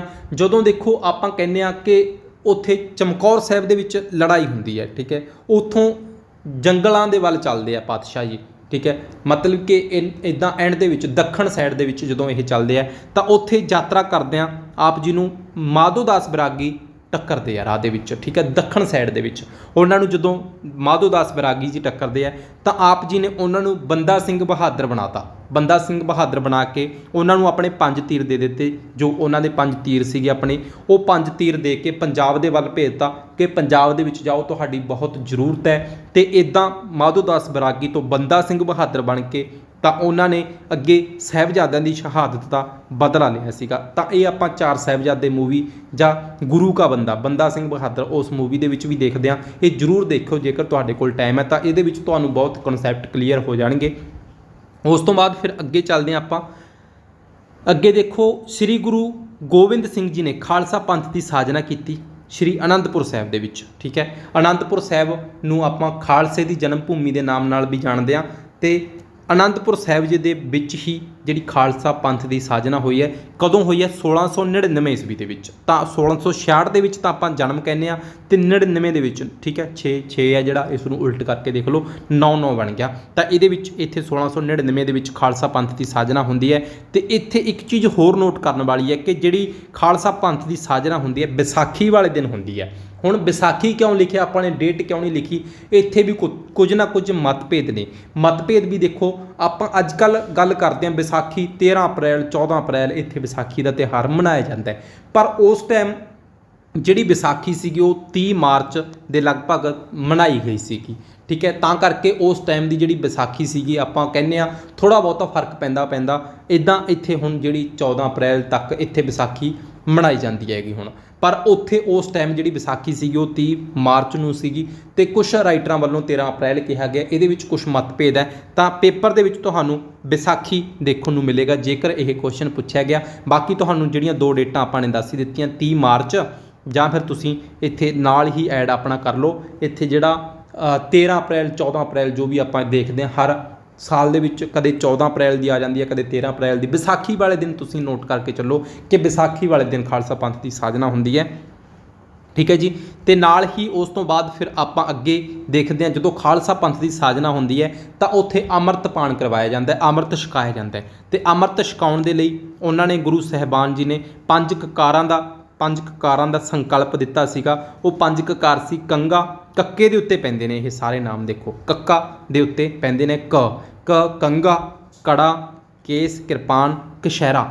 ਇਹ 5 ਜਿਹੜੇ ਦਾਤਾਂ ਬਖਸ਼ੀਆਂ ਨੇ, 5 ਕਕਾਰ ਬਖਸ਼ੇ ਨੇ ਕਿ ਇਹ ਇੱਕ ਸੰਕਲਪ ਸੀਗਾ ਜਿਹੜਾ ਉਸ ਟਾਈਮ ਤੋਂ ਚੱਲਿਆ। ਤਾਂ ਇੱਥੇ ਤੁਸੀਂ ਇੱਕ ਵਾਰ ਦੁਬਾਰਾ ਦੇਖ ਲਓ, 5 ਕਕਾਰ ਨੇ ਜਿਹੜੇ ਕੰਗਾ, ਕੜਾ, ਕੇਸ, ਕਛਹਿਰਾ ਤੇ ਕਿਰਪਾਨ, ਕਛਹਿਰਾ। ਇਹ 5 ਨੇ ਜਿਹੜੇ 5 ਕਕਾਰ ਧਾਰਨ ਕਰਵਾਏ ਖਾਲਸਾ ਜੀ ਨੂੰ। ਉਸ ਤੋਂ ਬਾਅਦ ਫਿਰ ਅੰਮ੍ਰਿਤ ਛਕਣ ਤੋਂ ਬਾਅਦ, ਜਦੋਂ ਵੀ ਅੰਮ੍ਰਿਤ ਛਕ ਲਿਆ, ਠੀਕ ਹੈ, ਅੰਮ੍ਰਿਤ ਛਕਣ ਤੋਂ ਬਾਅਦ ਸਿੰਘ ਅਤੇ ਕੌਰ, ਜਿਹੜਾ ਨਾਮ ਆਪਾਂ ਨਾਮ ਦੇ ਪਿੱਛੇ ਸਿੰਘ ਜਾਂ ਕੌਰ ਵਰਡ ਯੂਜ਼ ਕਰਦੇ ਹਾਂ, ਉਹ ਉੱਥੋਂ ਹੀ ਸੰਕਲਪ ਨਿਕਲਿਆ ਸੀਗਾ ਇਹ ਸਿੰਘ ਯਾਨੀ ਕਿ ਸ਼ੇਰ। ਉਸ ਤੋਂ ਬਾਅਦ ਫਿਰ ਇੱਕ ਪੰਕਤੀਆਂ ਜਿਹੜੀਆਂ ਉਚਾਰੀਆਂ ਸੀਗੀਆਂ, ਚਿੜੀਓਂ ਸੇ ਮੈਂ ਬਾਜ ਤੜਾਊਂ, ਸਭਾ ਲਾਖ ਸੇ ਏਕ ਲੜਾਊਂ, ਤਬੈ ਗੋਬਿੰਦ ਸਿੰਘ ਨਾਮ ਕਹਾਊਂ। ਇਹ ਪੰਕਤੀਆਂ ਦੇਖਣ ਨੂੰ ਮਿਲ ਸਕਦੀਆਂ ਨੇ, ਤੁਹਾਨੂੰ ਪੇਪਰ ਦੇ ਵਿੱਚ ਜ਼ਰੂਰ ਪੜ੍ਹਿਓ ਤੇ ਨਾਲ ਨੋਟ ਵੀ ਕਰਕੇ ਚੱਲਿਓ ਇਹਨਾਂ ਨੂੰ। ਉਸ ਤੋਂ ਬਾਅਦ ਫਿਰ ਅੱਗੇ ਪੜ੍ਹਦੇ ਹਾਂ ਜੀ ਆਪਾਂ ਤਖਤ ਸਾਹਿਬ ਬਣੇ ਹੋਏ। ਇੱਥੇ ਤਖਤ ਸ਼੍ਰੀ ਕੇਸਗੜ੍ਹ ਸਾਹਿਬ ਹੈ, ਸ਼੍ਰੀ ਅਨੰਦਪੁਰ ਸਾਹਿਬ ਦੇ ਵਿੱਚ। ਠੀਕ ਹੈ, 5 ਤਖਤਾਂ ਦੀ ਆਪਾਂ ਗੱਲ ਕਰਦੇ ਹੁੰਦੇ ਆ, ਉਹਨਾਂ ਦੇ ਵਿੱਚੋਂ ਇੱਕ ਤਖਤ ਹੈਗਾ ਜਿਹੜਾ ਤਖਤ ਸ਼੍ਰੀ ਕੇਸਗੜ੍ਹ ਸਾਹਿਬ, ਉਹ ਬਣੇਗਾ ਸ਼੍ਰੀ ਅਨੰਦਪੁਰ ਸਾਹਿਬ ਦੇ ਵਿੱਚ, ਖਾਲਸੇ ਦੀ ਜਨਮ ਭੂਮੀ ਦੇ ਵਿੱਚ। ਸ਼੍ਰੀ ਅਨੰਦਪੁਰ ਸਾਹਿਬ ਨੂੰ ਖਾਲਸੇ ਦੀ ਜਨਮ ਭੂਮੀ ਵੀ ਕਿਹਾ ਜਾਂਦਾ ਹੈ ਕਿਉਂਕਿ ਇੱਥੇ ਖਾਲਸਾ ਪੰਥ ਦੀ ਸਾਜਨਾ ਹੋਈ ਸੀ। ਉਸ ਤੋਂ ਬਾਅਦ ਫਿਰ ਅੱਗੇ ਦੇਖੋ ਅਨੰਦਪੁਰ ਸਾਹਿਬ, ਯਾਨੀ ਕਿ ਉਦੋਂ ਜਿੱਦਾਂ ਤੁਹਾਨੂੰ ਉੱਪਰ ਦੱਸਿਆ ਕਿ ਅਨੰਦਪੁਰ ਸਾਹਿਬ ਛੱਡਣਾ ਪਿਆ ਗੁਰੂ ਗੋਬਿੰਦ ਸਿੰਘ ਜੀ ਨੂੰ। ਠੀਕ ਹੈ, ਅਨੰਦਪੁਰ ਸਾਹਿਬ ਛੱਡਣ ਤੋਂ ਬਾਅਦ ਬਹੁਤ ਸਾਰੇ ਗ੍ਰੰਥ ਸੀਗੇ ਜਿਹੜੇ ਸਰਸਾ ਨਦੀ ਦੇ ਵਿੱਚ ਰੁੜ ਜਾਂਦੇ ਹੈਗੇ, ਅਤੇ ਇਸ ਤਰ੍ਹਾਂ ਬਹੁਤ ਲਿਟਰੇਚਰ ਨੂੰ, ਆਪਣੇ ਲਿਟਰੇਚਰ ਨੂੰ ਬਹੁਤ ਹਾਨੀ ਹੋਈ ਆ ਉਸ ਟਾਈਮ ਤੋਂ। ਅਤੇ ਉਸ ਤੋਂ ਬਾਅਦ ਫਿਰ 5 ਪਿਆਰੇ ਸੀਗੇ ਜਿਹੜੇ ਸਾਜੇ ਗਏ ਆ ਜਦੋਂ ਖਾਲਸਾ ਪੰਥ ਦੀ ਸਾਜਨਾ ਹੁੰਦੀ ਹੈ। 5 ਪਿਆਰੇ ਸਾਜੇ ਜਾਂਦੇ ਆ। 5 ਪਿਆਰਿਆਂ ਦੇ ਨਾਮ ਤੁਹਾਨੂੰ ਪੇਪਰ ਦੇ ਵਿੱਚ ਪੁੱਛੇ ਜਾ ਸਕਦੇ ਆ। ਇੱਕ ਆਪਾਂ ਕਹਿ ਸਕਦੇ ਆ ਆਰਡਰ ਦੇ ਵਿੱਚ ਵੀ ਪੁੱਛੇ ਜਾ ਸਕਦੇ ਆ ਇਹ ਨਾਮ, ਕਿ ਪਹਿਲਾ ਨਾਮ ਕਿਹਦਾ ਹੁੰਦਾ, ਦੂਜਾ ਨਾਮ, ਤੀਜਾ, ਕਿਉਂਕਿ ਇਹ 5 ਦੇ ਪਿਆਰੇ ਸੀਗੇ ਜਿਹੜੇ 5 ਪਿਆਰੇ ਇੱਕੋ ਦਮ ਨਹੀਂ ਸੀ ਖੜ੍ਹੇ ਹੋ ਗਏ। ਪਹਿਲਾਂ ਮਤਲਬ ਕਿ ਗੁਰੂ ਜੀ ਨੇ ਜਦੋਂ ਬੁਲਾਇਆ ਸੀਗਾ ਸਟੇਜ 'ਤੇ ਖੜ੍ਹ ਕੇ, ਤਾਂ ਉਹਨਾਂ ਦੇ ਵਿੱਚੋਂ ਇੱਕ ਇੱਕ ਕਰਕੇ ਖੜ੍ਹੇ ਹੁੰਦੇ ਗਏ ਆ। ਇੱਦਾਂ ਸੀਗਾ ਇਹ ਕਨਸੈਪਟ। ਤਾਂ ਇਹ ਆਰਡਰ ਦੇ ਵਿੱਚ ਵੀ ਤੁਹਾਨੂੰ ਨਾਮ ਪੁੱਛੇ ਜਾ ਸਕਦੇ ਆ, ਜਿੱਦਾਂ ਲਿਖੇ ਹੋਏ ਆ ਇੱਦਾਂ ਹੀ ਤੁਸੀਂ ਆਰਡਰ ਦੇ ਵਿੱਚ ਇਹਨਾਂ ਨੂੰ ਲਿਖਣਾ ਹੈ। ਸਭ ਤੋਂ ਪਹਿਲਾਂ ਭਾਈ ਦਇਆ ਸਿੰਘ, ਫਿਰ ਭਾਈ ਧਰਮ ਸਿੰਘ, ਭਾਈ ਮੋਹਕਮ ਸਿੰਘ, ਭਾਈ ਸਾਹਿਬ ਸਿੰਘ ਅਤੇ ਭਾਈ ਹਿੰਮਤ ਸਿੰਘ। ਇਹ 5 ਪਿਆਰੇ ਹੈਗੇ ਜਿਹੜੇ ਆਪਾਂ ਕਹਿ ਸਕਦੇ ਹਾਂ ਕਿ ਇਹਨਾਂ ਦਾ ਨਾਮ ਹੈਗਾ ਜਿਹੜਾ ਇਸ ਆਰਡਰ ਦੇ ਵਿੱਚ ਹੈ। ਅਤੇ ਅੱਗੇ ਦੇਖੋ ਪੇਪਰ ਦੇ ਵਿੱਚ ਤੁਹਾਨੂੰ 5 ਪਿਆਰੇ ਪੁੱਛ ਲਿਆ ਜਾਏਗਾ, ਪਰ ਆਪਾਂ ਹੋਰ ਵੀ ਡੀਪਲੀ ਜਾ ਕੇ ਇਸ ਨੂੰ ਤਿਆਰ ਕੀਤਾ ਹੈ ਕਿਉਂਕਿ ਕੁਐਸਚਨ ਹੈਗਾ ਜਿਹੜਾ ਕੋਈ ਇੱਦਾਂ ਦਾ ਨਾ ਰਹੇ ਕਿ ਪੇਪਰ ਦੇ ਵਿੱਚ ਆਪਣੇ ਤੋਂ ਬਾਹਰ ਹੋ ਕੇ ਪੁੱਛ ਲਿਆ ਗਿਆ। ਤਾਂ ਆਪਾਂ 5 ਪਿਆਰਿਆਂ ਦੇ ਨਾਲ ਰਿਲੇਟਡ ਹੋਰ ਵੀ ਡੂੰਘਾਈ ਦੇ ਨਾਲ ਨੌਲੇਜ ਹੈਗੀ ਜਿਹੜੀ ਲੈ ਕੇ ਆਏ ਹਾਂ। ਹੁਣ ਦੇਖੋ 5 ਪਿਆਰੇ ਸੀਗੇ ਜਿਹੜੇ, ਉਹਨਾਂ ਦੇ ਪੁਰਾਣੇ ਨਾਮ ਵੀ ਲਿਖ ਲਓ ਅਤੇ ਸਥਾਨ ਕੀ ਸੀਗਾ ਉਹਨਾਂ ਦਾ, ਕਿਸ ਜਗ੍ਹਾ ਤੋਂ ਚੱਲ ਕੇ ਆਏ ਸੀਗੇ ਅਤੇ ਕਿਸ ਜਾਤੀ ਦੇ ਸੀਗੇ। ਹੁਣ ਦੇਖੋ 5 ਪਿਆਰੇ ਸਾਜਣ ਦਾ ਮਤਲਬ ਸੀਗਾ ਕਿ ਇੱਕ ਆਪਾਂ ਕਹਿ ਸਕਦੇ ਹਾਂ ਏਕਾ ਹੋ ਜੇ, ਯਾਨੀ ਕਿ ਆਵਾਜ਼ ਸੀਗੀ ਜਿਹੜੀ ਜਦੋਂ 5 ਵਿਅਕਤੀ ਜਾਂ 5 ਪਿਆਰੇ ਇਕੱਠੇ ਬੋਲਣ ਤਾਂ ਉਹਨਾਂ ਦੀ ਗੱਲ ਗੁਰੂ ਸਾਹਿਬਾਨ ਜੀ ਆਪ ਮੰਨਣ। ਠੀਕ ਹੈ, ਮਤਲਬ ਕਿ ਇੱਕ ਹੁਕਮ ਮੰਨਿਆ ਜਾਵੇ ਕਿ ਜਦੋਂ ਉਹ 5 ਪਿਆਰਿਆਂ ਨੇ ਕੋਈ ਹੁਕਮ ਦਿੱਤਾ ਤਾਂ ਗੁਰੂ ਜੀ ਦੇ ਸਿਰ ਮੱਥੇ ਮੰਨਿਆ ਜਾਂਦਾ, ਯਾਨੀ ਕਿ ਉਹ ਉਹਨਾਂ ਦੀ ਆਗਿਆ ਨੂੰ ਨਹੀਂ ਸੀ ਟਾਲ ਸਕਦੇ ਜਦੋਂ ਉਹ 5 ਜਾਣਿਆਂ ਦਾ, ਜਿੱਦਾਂ ਆਪਾਂ ਅੱਜ ਦੀ ਗੱਲ ਕਰਦੇ ਹਾਂ ਕਿ 5 ਬੰਦਿਆਂ ਦੀ ਪੰਚਾਇਤ ਜਾਂ ਪੰਚਾਇਤ ਦਾ ਫੈਸਲਾ ਜਿੱਦਾਂ ਆਪਾਂ ਕਹਿੰਦੇ ਹਾਂ, ਉੱਦਾਂ ਹੀ 5 ਪਿਆਰੇ ਜਿਹੜੇ ਸਾਜੇ ਗਏ ਸੀਗੇ ਉਹਨਾਂ ਦੀ ਜਿਹੜੀ ਰਾਏ ਹੁੰਦੀ ਸੀ ਉਹ ਗੁਰੂ ਸਾਹਿਬਾਨ ਨੂੰ ਮੰਨਣੀ ਪੈਂਦੀ ਸੀਗੀ, ਕਿਵੇਂ ਨਾ ਕਿਵੇਂ, ਚਾਹੇ ਉਹਨਾਂ ਦੀ ਗੱਲ ਨੂੰ ਟਾਲ ਨਹੀਂ ਸਕਦੇ ਸੀਗੇ। ਇੱਦਾਂ ਹੀ ਉਹ ਕਨਸੈਪਟ ਸੀ। ਇਹ ਉਸ ਤੋਂ ਬਾਅਦ ਫਿਰ ਜਿਹੜੇ ਸਥਾਨ ਸੀਗੇ ਉਹ ਸਾਰੇ ਅਲੱਗ-ਅਲੱਗ ਸਥਾਨਾਂ ਤੋਂ ਚੱਲ ਕੇ ਆਏ ਸੀ, ਯਾਨੀ ਕਿ ਕਹਿ ਸਕਦੇ ਹਾਂ ਕਿ ਜਿੰਨੀਆਂ ਵੀ ਸਟੇਟਾਂ ਨੇ ਉਹਨਾਂ ਦਾ ਏਕਾ ਦੇਖਣ ਨੂੰ ਮਿਲਿਆ ਅਤੇ ਅਲੱਗ-ਅਲੱਗ ਜਾਤੀਆਂ ਤੋਂ ਸੀਗੇ। ਜਾਤੀ ਵੈਸੇ ਤਾਂ ਖਾਲਸੇ ਦੇ ਵਿੱਚ, ਸਿੱਖ ਧਰਮ ਦੇ ਵਿੱਚ ਜਾਤੀ ਦਾ ਕੋਈ ਵੀ ਸਥਾਨ ਨਹੀਂ ਹੈ, ਪਰ ਫਿਰ ਵੀ ਹੁਣ ਦੇਖੋ ਸਾਰੇ ਅਲੱਗ-ਅਲੱਗ ਜਾਤੀਆਂ ਤੋਂ ਸੀਗੇ, ਸਾਰੇ ਅਲੱਗ-ਅਲੱਗ ਜਾਤੀਆਂ ਤੋਂ ਸੀਗੇ, ਪਰ ਉਹਨਾਂ ਨੂੰ ਇੱਕ ਬਣਾ ਦਿੱਤਾ ਗਿਆ, ਉਹਨਾਂ ਨੂੰ ਸਾਰਿਆਂ ਦੇ ਨਾਮ ਨਾਲ ਸਿੰਘ ਲਗਾ ਦਿੱਤਾ ਗਿਆ। ਆਪਾਂ ਇੱਥੇ ਪੜ੍ਹਦੇ ਵੀ ਹਾਂ, ਭਾਈ ਦਇਆ ਸਿੰਘ, ਫਿਰ ਧਰਮ ਸਿੰਘ, ਭਾਈ ਮੋਹਕਮ ਸਿੰਘ, ਭਾਈ ਸਾਹਿਬ ਸਿੰਘ ਅਤੇ ਭਾਈ ਹਿੰਮਤ ਸਿੰਘ। ਇੱਥੇ ਸਾਰਿਆਂ ਦੇ ਨਾਮ ਦੇ ਨਾਲ ਸਿੰਘ ਲਗਾ ਦਿੱਤਾ ਗਿਆ। ਹੁਣ ਦੇਖੋ ਇੱਥੇ ਜਾਤੀਆਂ ਅਸਲ ਕੀ ਸੀਗੀਆਂ, ਭਾਈ ਇੱਥੇ ਦੇਖੋ ਭਾਈ ਵੀ ਸਿੱਖ ਧਰਮ ਦੇ ਵਿੱਚ ਆਉਣ ਤੋਂ ਬਾਅਦ ਲੱਗਿਆ। ਇਸ ਤੋਂ ਪਹਿਲਾਂ ਦਇਆ ਰਾਮ ਸੀ, ਤਾਂ ਕਿੱਥੋਂ ਚੱਲ ਕੇ ਆਏ ਸੀ, ਲਾਹੌਰ ਤੋਂ ਚੱਲ ਕੇ ਉੱਥੇ ਪਹੁੰਚੇ ਅਨੰਦਪੁਰ ਸਾਹਿਬ ਦੇ ਵਿੱਚ ਇਹ, ਅਤੇ ਖੱਤਰੀ ਜਾਤੀ ਦੇ ਨਾਲ ਸੰਬੰਧਿਤ ਸੀਗੇ। ਅਤੇ ਧਰਮਦਾਸ, ਇਹਦੇ ਵਿੱਚ ਦਾਸ ਲੱਗਿਆ ਹੋਇਆ, ਉੱਪਰ ਰਾਮ ਲੱਗਿਆ ਹੋਇਆ। ਧਰਮਦਾਸ ਕਿੱਥੋਂ ਸੀਗੇ, ਇਹ ਦਿੱਲੀ ਤੋਂ ਚੱਲ ਕੇ ਅਨੰਦਪੁਰ ਆਏ ਸੀਗੇ, ਉਸ ਆਪਾਂ ਕਹਿ ਸਕਦੇ ਹਾਂ ਸਥਾਨ ਦੇ ਵਿੱਚ। ਠੀਕ ਹੈ, ਮਤਲਬ ਕਿ ਉਸ ਸਾਜਨਾ ਦਾ ਹਿੱਸਾ ਬਣਨ ਦੇ ਵਾਸਤੇ ਕਿ ਖਾਲਸਾ ਪੰਥ ਦੀ ਉੱਥੇ ਸਾਜਨਾ ਹੋਈ ਹੈ। ਇੰਨੀ ਦੂਰ ਤੋਂ ਚੱਲ ਕੇ ਲੋਕ ਉੱਥੇ ਆਏ ਸੀਗੇ। ਹੁਣ ਦੇਖੋ ਦਿੱਲੀ ਤੋਂ ਚੱਲ ਕੇ ਧਰਮਦਾਸ ਜੀ ਆਉਂਦੇ ਆ, ਅਤੇ ਕਿਸ ਜਾਤੀ ਦੇ ਨਾਲ ਰਿਲੇਟਡ ਹੈ, ਜੱਟ ਜਾਤੀ ਦੇ ਨਾਲ। ਅਤੇ ਉਸ ਤੋਂ ਬਾਅਦ ਮੋਹਕਮ ਚੰਦ ਦਵਾਰਕਾ ਤੋਂ ਚੱਲ ਕੇ ਆਉਂਦੇ ਆ, ਗੁਜਰਾਤ ਤੋਂ ਚੱਲ ਕੇ ਆਉਂਦੇ ਆ। ਅਲੱਗ-ਅਲੱਗ ਸੂਬਿਆਂ ਦੇ ਸੀਗੇ, ਅਲੱਗ-ਅਲੱਗ ਜਾਤੀਆਂ ਦੇ ਸੀਗੇ, ਅਤੇ ਉਹਨਾਂ ਨੂੰ ਇੱਕ ਬਣਾ ਦਿੱਤਾ ਗਿਆ। ਹੁਣ ਦੇਖੋ ਰੰਗ ਛਪਾਈ ਦਾ ਕੰਮ ਕਰਦੇ ਸੀਗੇ। ਅਤੇ ਉਸ ਤੋਂ ਬਾਅਦ ਫਿਰ ਸਾਹਿਬ ਚੰਦ ਜੀ ਬਿਦਰ ਤੋਂ ਆਏ ਆ, ਕਰਨਾਟਕਾ ਤੋਂ ਚੱਲ ਕੇ ਨਾਈ ਜਾਤੀ ਦੇ ਨਾਲ ਸੰਬੰਧ ਰੱਖਦੇ ਆ। ਉਸ ਤੋਂ ਬਾਅਦ ਹਿੰਮਤ ਰਾਏ ਆਉਂਦੇ ਆ, ਜਗਨਨਾਥ ਉੜੀਸਾ ਤੋਂ ਆਉਂਦੇ ਆ, ਮਸ਼ਕੀ ਦਾ ਕੰਮ ਕਰਦੇ ਸੀ, ਮਸ਼ਕੀ ਸੀਗੇ ਇਹ। ਤਾਂ ਹੁਣ ਦੇਖੋ ਜਿਹੜਾ ਇਹ ਕੁਐਸਚਨ ਸੀਗਾ ਹਿੰਮਤ ਰਾਏ, ਇਹ ਪੰਜਾਬ ਪੁਲਿਸ ਕਾਂਸਟੇਬਲ ਦੇ ਪੇਪਰ ਦੇ ਵਿੱਚ ਪੁੱਛਿਆ ਜਾ ਚੁੱਕਾ ਹੈ। ਤਾਂ ਇਹ ਜ਼ਰੂਰ ਤੁਸੀਂ ਯਾਦ ਰੱਖਣਾ ਹੈਗਾ, ਇਹ ਤੁਹਾਡੇ ਲਈ ਆਪਾਂ ਨੇ ਬਹੁਤ ਡੀਪਲੀ ਹੈਗਾ ਜਿਹੜਾ ਨੋਟਸ ਬਣਾਏ ਆ, ਤਾਂ ਇਹਨਾਂ ਨੂੰ ਜ਼ਰੂਰ ਯਾਦ ਰੱਖਿਓ। ਹੋ ਸਕਦਾ ਕਿਸੇ ਕੁਐਸਚਨ ਤੁਹਾਨੂੰ ਇਹਨਾਂ ਦੇ ਵਿੱਚੋਂ ਦੇਖਣ ਨੂੰ ਮਿਲੇ। ਠੀਕ ਹੈ ਜੀ, ਉਸ ਤੋਂ ਬਾਅਦ ਫਿਰ ਅੱਗੇ ਦੇਖਦੇ ਹਾਂ। ਤਾਂ ਇੱਕ ਚੀਜ਼ ਤੁਹਾਨੂੰ ਇੱਥੇ ਦੇਖਣ ਨੂੰ ਹੋਰ ਮਿਲੇਗੀ ਕਿ ਇਹ 5 ਪਿਆਰੇ ਸੀਗੇ, ਅਲੱਗ-ਅਲੱਗ ਜਾਤੀਆਂ ਤੋਂ ਸੀਗੇ, ਅਤੇ ਇਹਨਾਂ ਦੇ ਹੱਥੋਂ ਹੀ ਗੁਰੂ ਜੀ ਨੇ ਆਪ ਅੰਮ੍ਰਿਤ ਛਕਿਆ ਸੀਗਾ। ਤੇ ਇਹਨਾਂ ਨੂੰ ਅੰਮ੍ਰਿਤ ਛਕਾਇਆ ਤੇ ਆਪ ਅੰਮ੍ਰਿਤ ਵੀ ਇਹਨਾਂ ਦੇ ਹੱਥੋਂ ਹੀ ਛਕਿਆ ਸੀ। ਉਸ ਤੋਂ ਬਾਅਦ ਫਿਰ ਪ੍ਰਮੁੱਖ ਲੜਾਈਆਂ ਨੇ ਜਿਹੜੀਆਂ ਗੁਰੂ ਸਾਹਿਬਾਨ ਜੀ ਦੇ ਦੁਆਰਾ ਲੜੀਆਂ ਗਈਆਂ ਨੇ। ਪਹਿਲੀ ਲੜਾਈ ਭੰਗਾਣੀ ਦੀ ਜਿਹੜੀ ਲੜਾਈ ਆ 1688 ਈਸਵੀ ਦੇ ਵਿੱਚ ਲੜੀ ਜਾਂਦੀ ਹੈ। ਨੰਦੌਣ ਦੀ ਲੜਾਈ ਹੈ 1690 ਦੇ ਵਿੱਚ ਲੜੀ ਜਾਂਦੀ ਹੈ। ਉਸ ਤੋਂ ਬਾਅਦ ਦੀਆਂ ਫਿਰ ਲੜਾਈਆਂ ਆ ਜਾਂਦੀਆਂ ਨੇ ਕਿ ਜਿਹੜੀਆਂ ਖਾਲਸਾ ਪੰਥ ਦੀ ਸਾਜਨਾ ਤੋਂ ਬਾਅਦ ਦੀਆਂ ਜਿਹੜੀਆਂ ਲੜਾਈਆਂ ਆ ਜਾਂਦੀਆਂ ਨੇ। ਅਨੰਦਪੁਰ ਸਾਹਿਬ ਦੀ ਜਿਹੜੀ ਪਹਿਲੀ ਲੜਾਈ ਹੈ 1701 ਈਸਵੀ ਦੇ ਵਿੱਚ ਲੜੀ ਜਾਂਦੀ ਹੈ। ਫਿਰ ਉਸ ਤੋਂ ਬਾਅਦ ਨਿਰਮੋਹ ਦੀ ਲੜਾਈ ਹੈ 1702 ਦੇ ਵਿੱਚ ਲੜੀ ਜਾਂਦੀ ਹੈ। ਬਸੋਲੀ ਦੀ ਲੜਾਈ 1702 ਦੇ ਵਿੱਚ ਲੜੀ ਜਾਂਦੀ ਹੈ। ਅਨੰਦਪੁਰ ਸਾਹਿਬ ਦੀ ਜਿਹੜੀ ਸੈਕੰਡ ਬੈਟਲ ਹੈ, ਦੂਜੀ ਲੜਾਈ ਹੈਗੀ ਜਿਹੜੀ ਇਸ ਦੀ, ਉਹ 1704 ਦੇ ਵਿੱਚ ਲੜੀ ਜਾਂਦੀ ਹੈ। ਚਮਕੌਰ ਦੀ ਲੜਾਈ ਹੈ 1704 ਦੇ ਵਿੱਚ ਲੜੀ ਜਾਂਦੀ ਹੈ। ਤਾਂ ਇਹੀ ਉਹ ਲੜਾਈ ਹੈਗੀ ਜਿੱਥੇ ਸਾਹਿਬਜ਼ਾਦਿਆਂ ਦੀ ਸ਼ਹਾਦਤ ਹੁੰਦੀ ਹੈ, ਵੱਡੇ ਸਾਹਿਬਜ਼ਾਦਿਆਂ ਦੀ।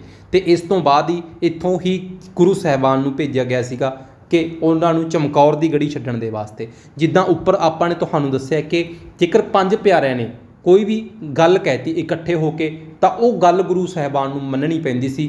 ਗੁਰੂ ਹੁੰਦਿਆਂ ਹੋਇਆਂ ਵੀ ਉਹਨਾਂ ਨੂੰ ਗੱਲ ਮੰਨਣੀ ਪੈਂਦੀ ਸੀ ਤੇ ਉਹਨਾਂ ਦੀ ਗੱਲ ਨੂੰ ਟਾਲ ਨਹੀਂ ਸਕਦੇ ਸੀ। ਹੁਣ ਚਮਕੌਰ ਦੀ ਗੜੀ ਦੇ ਵਿੱਚ ਜਦੋਂ ਯੁੱਧ ਹੁੰਦਾ ਤਾਂ ਉਸੇ ਤਰ੍ਹਾਂ ਫਿਰ ਉਹ 5 ਵਿਅਕਤੀ ਇਕੱਠੇ ਹੋ ਕੇ, 5 ਪਿਆਰੇ ਇਕੱਠੇ ਹੋ ਕੇ ਉਹਨਾਂ ਨੂੰ ਹੁਕਮ ਦਿੰਦੇ ਆ ਕਿ ਤੁਸੀਂ ਚਮਕੌਰ ਦੀ ਗੜੀ ਛੱਡ ਕੇ ਚਲੇ ਜਾਓ ਤੇ ਬਾਕੀ ਸਾਰੀ ਕੌਮ ਨੂੰ ਇਕੱਠੀ ਕਰੋ ਤੁਸੀਂ।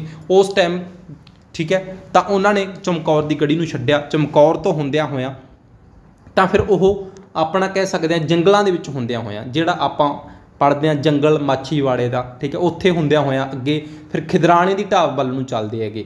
ਤੇ ਇਹਨਾਂ ਨੂੰ ਉੱਥੇ ਹੀ ਰਾਹ ਦੇ ਵਿੱਚ ਹੀ ਛੋਟੇ ਸਾਹਿਬਜ਼ਾਦਿਆਂ ਦੀ ਸ਼ਹਾਦਤ ਦਾ ਪਤਾ ਲੱਗਦਾ ਹੈ ਕਿ ਛੋਟੇ ਸਾਹਿਬਜ਼ਾਦਿਆਂ ਦੀ ਸ਼ਹਾਦਤ ਹੋ ਚੁੱਕੀ ਹੈ। ਨੂਰੇ ਤੋਂ ਇਹਨਾਂ ਨੂੰ ਇੱਕ ਸੂਚਨਾ ਮਿਲਦੀ ਹੈਗੀ। ਤਾਂ ਇਸੇ ਤਰ੍ਹਾਂ ਫਿਰ ਹੁੰਦਿਆਂ ਹੋਇਆਂ ਕੁਝ ਸਿੰਘ ਸੀਗੇ ਜਿਹੜੇ ਚਮਕੌਰ ਦੀ ਲੜਾਈ ਦੇ ਵਿੱਚ ਬੇਦਾਵਾ ਲਿਖ ਕੇ ਚਲੇ ਜਾਂਦੇ ਆ ਕਿ ਅਸੀਂ ਲੜਨਾ ਨਹੀਂ ਚਾਹੁੰਦੇ, ਆਪਣੀ ਜਾਨ ਨੂੰ ਜੋਖਮ ਦੇ ਵਿੱਚ ਨਹੀਂ ਪਾਉਣਾ ਚਾਹੁੰਦੇ। ਉਹਨਾਂ ਨੇ ਬੇਦਾਵਾ ਲਿਖਿਆ ਹੁੰਦਾ ਤੇ ਖਿਦਰਾਣੇ ਜਦੋਂ ਪਹੁੰਚਦੇ ਹੈਗੇ ਉੱਥੋਂ ਹੀ, ਯਾਨੀ ਕਿ ਇੱਥੋਂ ਕਹਿ ਸਕਦੇ ਹਾਂ ਇੱਥੋਂ ਹੀ ਜਿਹੜੀ 40 ਮੁਕਤਿਆਂ ਦੀ ਧਰਤੀ ਹੈ ਖਿਦਰਾਣੇ ਪਹੁੰਚਦੇ ਆ। ਖਿਦਰਾਣੇ ਪਹੁੰਚ ਕੇ ਉੱਥੇ ਹੀ 40 ਮੁਕਤੇ ਹੈਗੇ ਜਿਹੜੇ ਉਹਨਾਂ ਨੂੰ ਮਿਲਦੇ ਆ। 40 ਮੁਕਤਿਆਂ ਦੇ ਨਾਮ ਦੇ ਉੱਤੇ ਮਾਘੀ ਦਾ ਜਿਹੜਾ ਮੇਲਾ ਹੈਗਾ ਮੁਕਤਸਰ, ਸ਼੍ਰੀ ਮੁਕਤਸਰ ਸਾਹਿਬ ਅੱਜ ਦੇ ਟਾਈਮ ਦੇ ਵਿੱਚ ਪੰਜਾਬ ਦਾ ਜਿਹੜਾ ਜ਼ਿਲ੍ਹਾ ਮੁਕਤਸਰ ਸਾਹਿਬ, ਉਹ 40 ਮੁਕਤਿਆਂ ਦੇ ਨਾਮ ਦੇ ਉੱਤੇ ਬਣਿਆ ਹੋਇਆ ਤੇ 40 ਮੁਕਤਿਆਂ ਦੀ ਯਾਦ ਦੇ ਵਿੱਚ ਆਪਾਂ ਕਹਿ ਸਕਦੇ ਉੱਥੇ ਮਾਘੀ ਦਾ ਮੇਲਾ ਹੈਗਾ ਜਿਹੜਾ ਲੱਗਦਾ ਹੈਗਾ 1 ਮਾਘ, ਯਾਨੀ ਕਿ ਜਨਵਰੀ ਦੇ ਮਿਡ ਦੇ ਵਿੱਚ 14 ਜਨਵਰੀ ਦੇ ਆਸ-ਪਾਸ ਹੈਗਾ ਜਿਹੜਾ ਉਹ ਮੇਲਾ ਲੱਗਦਾ ਹੈ। ਤਾਂ ਇਹ ਜਿਹੜੀਆਂ ਗੱਲਾਂ ਤੁਹਾਨੂੰ ਦੱਸ ਰਿਹਾ ਇਹਨਾਂ ਨੂੰ ਐਜ਼ ਇਟ ਇਜ਼ ਤੁਸੀਂ ਕਾਪੀ ਦੇ ਵਿੱਚ ਲਿਖਦੇ ਰਹੋ। ਇਹ ਪੇਪਰ ਦੇ ਵਿੱਚ ਇੱਦਾਂ ਹੀ ਪੁੱਛੀਆਂ ਜਾਣਗੀਆਂ। ਪੇਪਰਾਂ ਦੇ ਵਿੱਚ, ਪੰਜਾਬ ਦੇ ਪੇਪਰਾਂ ਦੇ ਵਿੱਚ ਬਹੁਤ ਜ਼ਿਆਦਾ ਪੁੱਛੀਆਂ ਗਈਆਂ ਨੇ। ਬਾਕੀ ਜਿਹੜੇ ਆਪਾਂ ਡੀਪਲੀ ਤੁਹਾਡੇ ਲਈ ਲੈ ਕੇ ਆਏ ਹਾਂ ਇਹ TGT ਹਰਿਆਣਾ ਦੇ ਵਿੱਚ ਵੀ ਕੁਐਸਚਨ ਨੇਗੇ ਜਿਹੜੇ ਬਣਨਗੇ, ਤਾਂ ਇਹਨਾਂ ਨੂੰ ਤੁਸੀਂ ਜ਼ਰੂਰ ਆਪਣਾ ਨੋਟ ਕਰਦੇ ਚੱਲੋ। ਹੁਣ ਦੇਖੋ 1704 ਦੇ ਵਿੱਚ ਤੁਹਾਨੂੰ ਦੱਸਿਆ ਕਿ ਇੱਥੋਂ ਹੁੰਦੇ ਹੋਏ ਚਮਕੌਰ ਸਾਹਿਬ ਤੋਂ ਹੁੰਦਿਆਂ ਹੋਇਆਂ ਅੱਗੇ ਜਦੋਂ ਉਹ ਖਿਦਰਾਣਾ ਯਾਨੀ ਕਿ ਉਹੀ ਖਿਦਰਾਣਾ, ਇਹ ਖਿਦਰਾਣੇ ਦੀ ਢਾਬ ਮੁਕਤਸਰ ਹੈਗਾ ਇਹ, ਠੀਕ ਹੈ, ਜਿਹੜਾ ਅੱਜ ਦੇ ਟਾਈਮ ਦੇ ਵਿੱਚ ਮੁਕਤਸਰ ਸਾਹਿਬ ਹੈਗਾ ਉਹੀ ਖਿਦਰਾਣਾ, ਉੱਥੇ ਲੜਾਈ ਹੁੰਦੀ ਹੈ। 40 ਮੁਕਤਿਆਂ ਦੀ ਸ਼ਹਾਦਤ ਹੋ ਜਾਂਦੀ ਹੈਗੀ। ਇਸ ਤੋਂ ਪਹਿਲਾਂ 40 ਮੁਕਤੇ ਉਹ ਛੱਡ ਕੇ ਚਲੇ ਜਾਂਦੇ ਆ ਗੁਰੂ ਜੀ ਨੂੰ, ਬੇਦਾਵਾ ਲਿਖ ਕੇ ਚਲੇ ਜਾਂਦੇ ਆ। ਫਿਰ ਜਦੋਂ ਇੱਥੋਂ ਚੱਲਦੇ ਆ ਗੁਰੂ ਜੀ ਮਾਛੀਵਾੜੇ ਦੇ ਜੰਗਲਾਂ ਨੂੰ ਹੁੰਦਿਆਂ ਹੋਇਆਂ ਅੱਗੇ ਜਦੋਂ ਖਿਦਰਾਣਾ ਪਹੁੰਚਦੇ ਆ ਤਾਂ ਉਹ ਚਿੱਠੀ ਜਿਹੜੀ ਦੇ ਉੱਤੇ ਅੰਗੂਠੇ ਲਾ ਕੇ ਚੱਲਦੇ ਆ ਕਿ ਅਸੀਂ ਤੁਹਾਡੇ ਨਾਲ ਨਹੀਂ ਰਹਿਣਾ ਚਾਹੁੰਦੇ, ਉਹ ਬੇਦਾਵਾ ਅਜੇ ਗੁਰੂ ਸਾਹਿਬਾਨ ਦੇ ਕੋਲ ਹੀ ਹੁੰਦਾ ਤੇ ਅੱਗੇ ਜਾ ਕੇ ਉਹਨਾਂ ਨੂੰ ਉਹੀ 40 ਮੁਕਤੇ ਟੱਕਰ ਜਾਂਦੇ ਆ ਤੇ ਉਹ ਮਾਫੀ ਮੰਗਦੇ ਆ। ਫਿਰ ਉਹ ਬੇਦਾਵੇ ਨੂੰ ਪਾੜ ਦਿੰਦੇ ਆ ਗੁਰੂ ਸਾਹਿਬਾਨ ਤੇ ਉਸ ਤੋਂ ਫਿਰ ਅੱਗੇ ਜਾ ਕੇ 1705 ਦੇ ਵਿੱਚ ਲੜਾਈ ਹੁੰਦੀ ਹੈ ਖਿਦਰਾਣੇ ਦੀ, ਤਾਂ ਉਸ ਟਾਈਮ ਉਹਨਾਂ ਦੀ ਸ਼ਹਾਦਤ ਹੋ ਜਾਂਦੀ ਹੈ ਮੁਕਤਿਆਂ ਦੀ, 40 ਮੁਕਤਿਆਂ ਦੀ।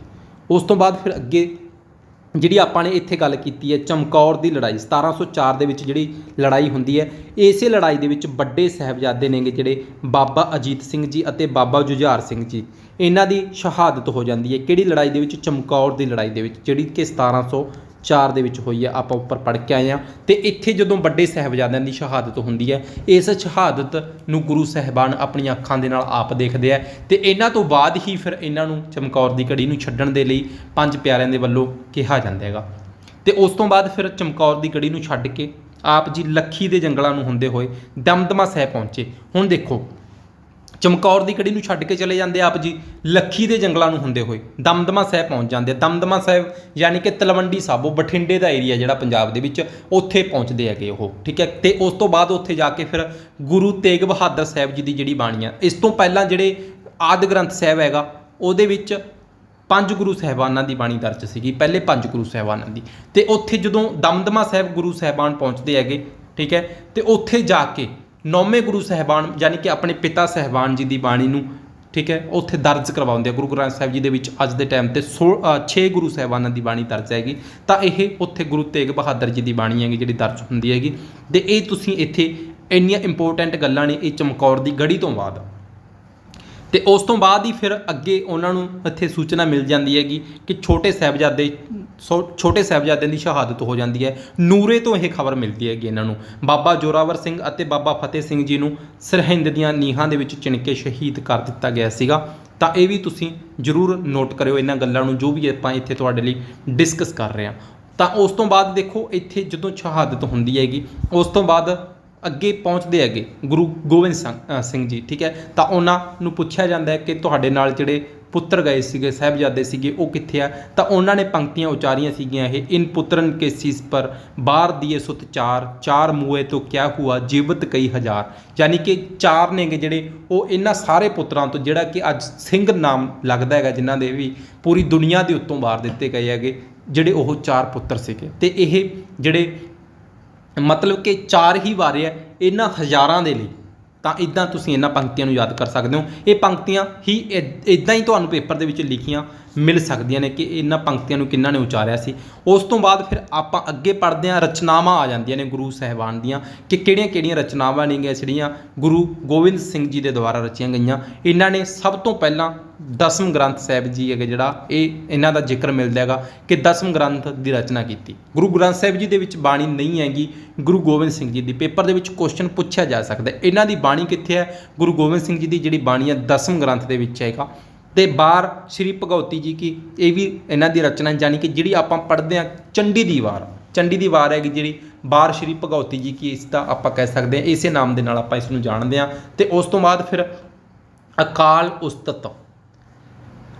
ਉਸਤਤ ਇਹਨਾਂ ਦੀ ਰਚਨਾ ਹੈ। ਜਾਪ ਸਾਹਿਬ, ਹੁਣ ਦੇਖੋ ਇੱਥੇ ਜਾਪ ਸਾਹਿਬ ਹੈ, ਇੱਕ ਜਪੂ ਜੀ ਸਾਹਿਬ ਹੈ ਤੇ ਇੱਕ ਜਾਪ ਸਾਹਿਬ ਹੈ। ਇੱਥੇ ਦੇਖੋ ਜਪ ਇੱਥੇ ਜਪ ਸਿੱਧਾ ਲਿਖਿਆ ਹੋਇਆ ਹੋ ਸਕਦਾ ਹੈ, ਜੇ ਤਾਂ ਇਦਾਂ ਲਿਖਿਆ ਹੋਇਆ ਜਪ ਤਾਂ ਹੋਏਗੀ ਗੁਰੂ ਨਾਨਕ ਦੇਵ ਜੀ ਦੀ ਰਚਨਾ। ਇੱਥੇ ਜਪ ਤੇ ਜੀ ਅੱਡ ਹੈ, ਜਪ ਜੀ ਸਾਹਿਬ, ਤਾਂ ਆਪਾਂ ਜੀ ਲਗਾ ਦਿੰਦੇ ਹਾਂ ਉਸ ਦੇ ਨਾਲ। ਜਪ ਜੀ ਸਾਹਿਬ ਗੁਰੂ ਨਾਨਕ ਦੇਵ ਜੀ ਦੀ ਰਚਨਾ ਹੈ। ਤੇ ਜੇਕਰ ਇੱਥੇ ਜੱਜੇ ਨੂੰ ਕੰਨਾ ਲੱਗ ਜੇ, ਠੀਕ ਹੈ, ਇੱਥੇ ਜੱਜੇ ਨੂੰ ਕੰਨਾ ਲੱਗ ਜੇ ਤਾਂ ਉਹ ਗੁਰੂ ਗੋਬਿੰਦ ਸਿੰਘ ਜੀ ਦੀ ਰਚਨਾ ਹੈ, ਠੀਕ ਹੈ, ਜਾਪ ਸਾਹਿਬ। ਤਾਂ ਇਹ ਇੱਥੇ ਇਹੀ ਲਿਖਿਆ ਹੋਇਆ ਹੈਗਾ ਕਿ ਜਿਹੜੀ ਜਾਪ ਸਾਹਿਬ ਹੈਗੀ, ਜਿਹੜੀ ਰਚਨਾ ਹੈਗੀ, ਉਹ ਗੁਰੂ ਗੋਬਿੰਦ ਸਿੰਘ ਜੀ ਦੀ ਰਚਨਾ ਹੈ। ਉਸ ਤੋਂ ਬਾਅਦ ਫਿਰ ਬਚਿੱਤਰ ਨਾਟਕ, ਚੌਪਈਆਂ ਲਿਖੀਆਂ। ਤੇ ਉਸ ਤੋਂ ਬਾਅਦ ਫਿਰ ਚੰਡੀ ਚਰਿੱਤਰ, ਚੰਡੀ ਦੀ ਵਾਰ ਆਪਾਂ ਬਾਰ ਸ਼੍ਰੀ ਭਗਉਤੀ ਜੀ ਕੀ, ਆਪਾਂ ਇਸੇ ਨਾਮ ਦੇ ਨਾਲ ਆਪਾਂ ਇਸ ਨੂੰ ਜਾਣਦੇ ਹਾਂ। ਦੋਨੋਂ ਨਾਮ ਤੁਹਾਨੂੰ ਦੇਖਣ ਨੂੰ ਮਿਲ ਸਕਦੇ ਆ। ਤੇ ਇਹ ਵੀ ਪੁੱਛਿਆ ਜਾ ਸਕਦਾ ਹੈ ਕਿ ਚੰਡੀ ਦੀ ਵਾਰ ਨੂੰ ਹੋਰ ਕਿਸ ਨਾਮ ਨਾਲ ਜਾਣਦੇ ਆ, ਇੱਦਾਂ ਤੁਹਾਨੂੰ ਪੇਪਰ ਦੇ ਵਿੱਚ ਪੁੱਛਿਆ ਜਾ ਸਕਦਾ ਹੈ। ਤਾਂ ਤੁਸੀਂ ਜ਼ਰੂਰ ਇਸ ਦੇ ਨਾਲ ਪ੍ਰੈਕਟਿਸ ਦੇ ਵਿੱਚ ਪਾ ਕੇ ਇਸ ਨੂੰ ਲਿਖ ਲਓ। ਉਸ ਤੋਂ ਬਾਅਦ ਫਿਰ ਗਿਆਨ ਪ੍ਰਬੋਧ, 24 ਅਵਤਾਰ, ਖਾਲਸੇ ਦੀ ਮਹਿਮਾ ਤੋਂ ਬਾਅਦ ਸਵਈਏ ਲਿਖੇ ਉਹਨਾਂ ਨੇ। ਫਿਰ ਜਫਰਨਾਮਾ, ਮਿੱਤਰ ਪਿਆਰੇ ਨੂੰ ਹਾਲ ਮਰੀਦਾਂ ਦਾ ਕਹਿਣਾ, ਇਹ ਲਿਖਿਆ। ਉਸ ਤੋਂ ਬਾਅਦ ਸ਼ਬਦ ਹਜ਼ਾਰੇ ਲਿਖੇ, ਰਾਮਕਲੀ, ਸ਼ਾਸਤਰਨਾਮਾ, ਹਕਾਇਤਾਂ, ਖਿਆਲ। ਇਹ ਸਾਰੀਆਂ ਰਚਨਾਵਾਂ ਨੇਗੀਆਂ ਜਿਹੜੀਆਂ ਗੁਰੂ ਗੋਬਿੰਦ ਸਿੰਘ ਜੀ ਦੀਆਂ ਨੇ। ਉਸ ਤੋਂ ਬਾਅਦ ਫਿਰ ਤੁਸੀਂ ਇੱਥੇ ਤ੍ਰੈ ਚਿੱਤਰ ਵੀ ਦੇਖ ਸਕਦੇ ਹੋ, ਠੀਕ ਹੈ। ਇਹਨਾਂ ਦੀ ਤ੍ਰੈ ਚਿੱਤਰ ਜਾਂ ਚਿੱਤਰੋ ਪਖਿਆਨ ਤੁਸੀਂ ਇਸ ਨਾਮ ਦੇ ਨਾਲ ਜਾਣਦੇ ਹੋ, ਠੀਕ ਹੈ। ਤੇ ਇਸ ਨੂੰ ਦਸਮ ਗ੍ਰੰਥ ਸਾਹਿਬ ਜੀ ਦੇ ਵਿੱਚ ਸ਼ਾਮਲ ਗੁਰੂ ਗੋਬਿੰਦ ਸਿੰਘ ਜੀ ਦੀ ਰਚਨਾ ਇਸ ਨੂੰ ਮੰਨਿਆ ਜਾਂਦਾ ਹੈ। ਪਰ ਇਸ ਦੇ ਬਾਰੇ ਕੁਝ ਮਤਭੇਦ ਵੀ ਦਰਜ ਨੇਗੇ ਜਿਹੜੇ ਰਾਈਟਰਾਂ ਦੇ ਵੱਲੋਂ ਦੱਸੇ ਜਾਂਦੇ ਆ। ਜਿੱਦਾਂ ਆਪਾਂ ਤੁਹਾਨੂੰ ਦੱਸਿਆ ਸੀਗਾ ਕਿ ਵਿਸਾਖੀ ਦੇ ਨਾਲ ਹੀ ਰਿਲੇਟਡ ਕਈਆਂ ਦੇ ਮਤਭੇਦ ਹੈ, ਇੱਦਾਂ ਵੀ ਇੱਥੇ ਕਈ ਮਤਭੇਦ ਦੇਖਣ ਨੂੰ ਮਿਲ ਜਾਂਦੇ ਹੈਗੇ। ਤੇ ਉਸ ਤੋਂ ਬਾਅਦ ਫਿਰ ਗੁਰੂ ਮਾਨਿਓ ਗ੍ਰੰਥ ਦਾ ਵੀ ਸੰਕਲਪ ਗੁਰੂ ਸਾਹਿਬਾਨ ਨੇ ਦਿੱਤਾ। ਇਦੋਂ ਪਹਿਲਾਂ 9 ਪਾਤਸ਼ਾਹੀਆਂ ਹੁੰਦੀਆਂ ਨੇ, 9 ਗੁਰੂ ਸਾਹਿਬਾਨ ਹੁੰਦੇ ਆ। 10ਵੇਂ ਗੁਰੂ ਕੌਣ ਨੇ? 10ਵੇਂ ਗੁਰੂ ਸ਼੍ਰੀ ਗੁਰੂ ਗੋਬਿੰਦ ਸਿੰਘ ਜੀ ਨੇ। ਉਸ ਤੋਂ ਬਾਅਦ ਫਿਰ 11ਵੇਂ ਗੁਰੂ ਜੇਕਰ ਹੋਏ ਆ ਤਾਂ ਉਹ ਗੁਰੂ ਗ੍ਰੰਥ ਸਾਹਿਬ ਜੀ ਨੂੰ ਆਪਾਂ ਮੰਨਦੇ ਆ। ਦੇਹਧਾਰੀ 10 ਗੁਰੂ ਸਾਹਿਬਾਨ ਹੋਏ ਆ। ਤੇ ਉਸ ਤੋਂ ਬਾਅਦ ਫਿਰ ਗੁਰੂ ਗ੍ਰੰਥ ਸਾਹਿਬ ਜੀ ਨੂੰ ਗੁਰੂ ਬਣਾ ਦਿੱਤਾ ਗਿਆ। ਉਸ ਤੋਂ ਬਾਅਦ ਫਿਰ ਕੋਈ ਦੇਹਧਾਰੀ ਗੁਰੂ ਨਹੀਂ ਹੈ, ਸ਼੍ਰੀ ਗੁਰੂ ਗ੍ਰੰਥ ਸਾਹਿਬ ਜੀ ਨੂੰ ਗੁਰੂ ਮੰਨ ਲਿਆ ਗਿਆ। ਯਾਨੀ ਕਿ ਇੱਥੇ ਇਹੀ ਪੰਕਤੀ ਦਾ ਅਰਥ ਨਿਕਲਦਾ ਹੈ, ਗੁਰੂ ਮਾਨਿਓ ਗ੍ਰੰਥ ਸਾਹਿਬ ਨੂੰ ਗੁਰੂ ਮੰਨਣਾ ਹੈਗਾ। ਉਸ ਤੋਂ ਬਾਅਦ ਫਿਰ ਜਿਹੜੀਆਂ ਰਚਨਾਵਾਂ ਨੇ ਉਹਨਾਂ ਦਾ ਆਪਾਂ ਵੇਰਵਾ ਤੁਹਾਡੇ ਨਾਲ ਸਾਂਝਾ ਕਰਦੇ ਹਾਂ ਕਿ 3 ਭਾਸ਼ਾਵਾਂ ਦੇ ਵਿੱਚ ਰਚਨਾਵਾਂ ਕੀਤੀਆਂ ਨੇ ਗੁਰੂ ਸਾਹਿਬਾਨ ਜੀ ਨੇ। ਪਹਿਲੀ ਪੰਜਾਬੀ ਦੇ ਵਿੱਚ, ਫਿਰ ਬ੍ਰਜ ਭਾਸ਼ਾ ਦੇ ਵਿੱਚ ਤੇ ਫਿਰ ਫਾਰਸੀ ਦੇ ਵਿੱਚ।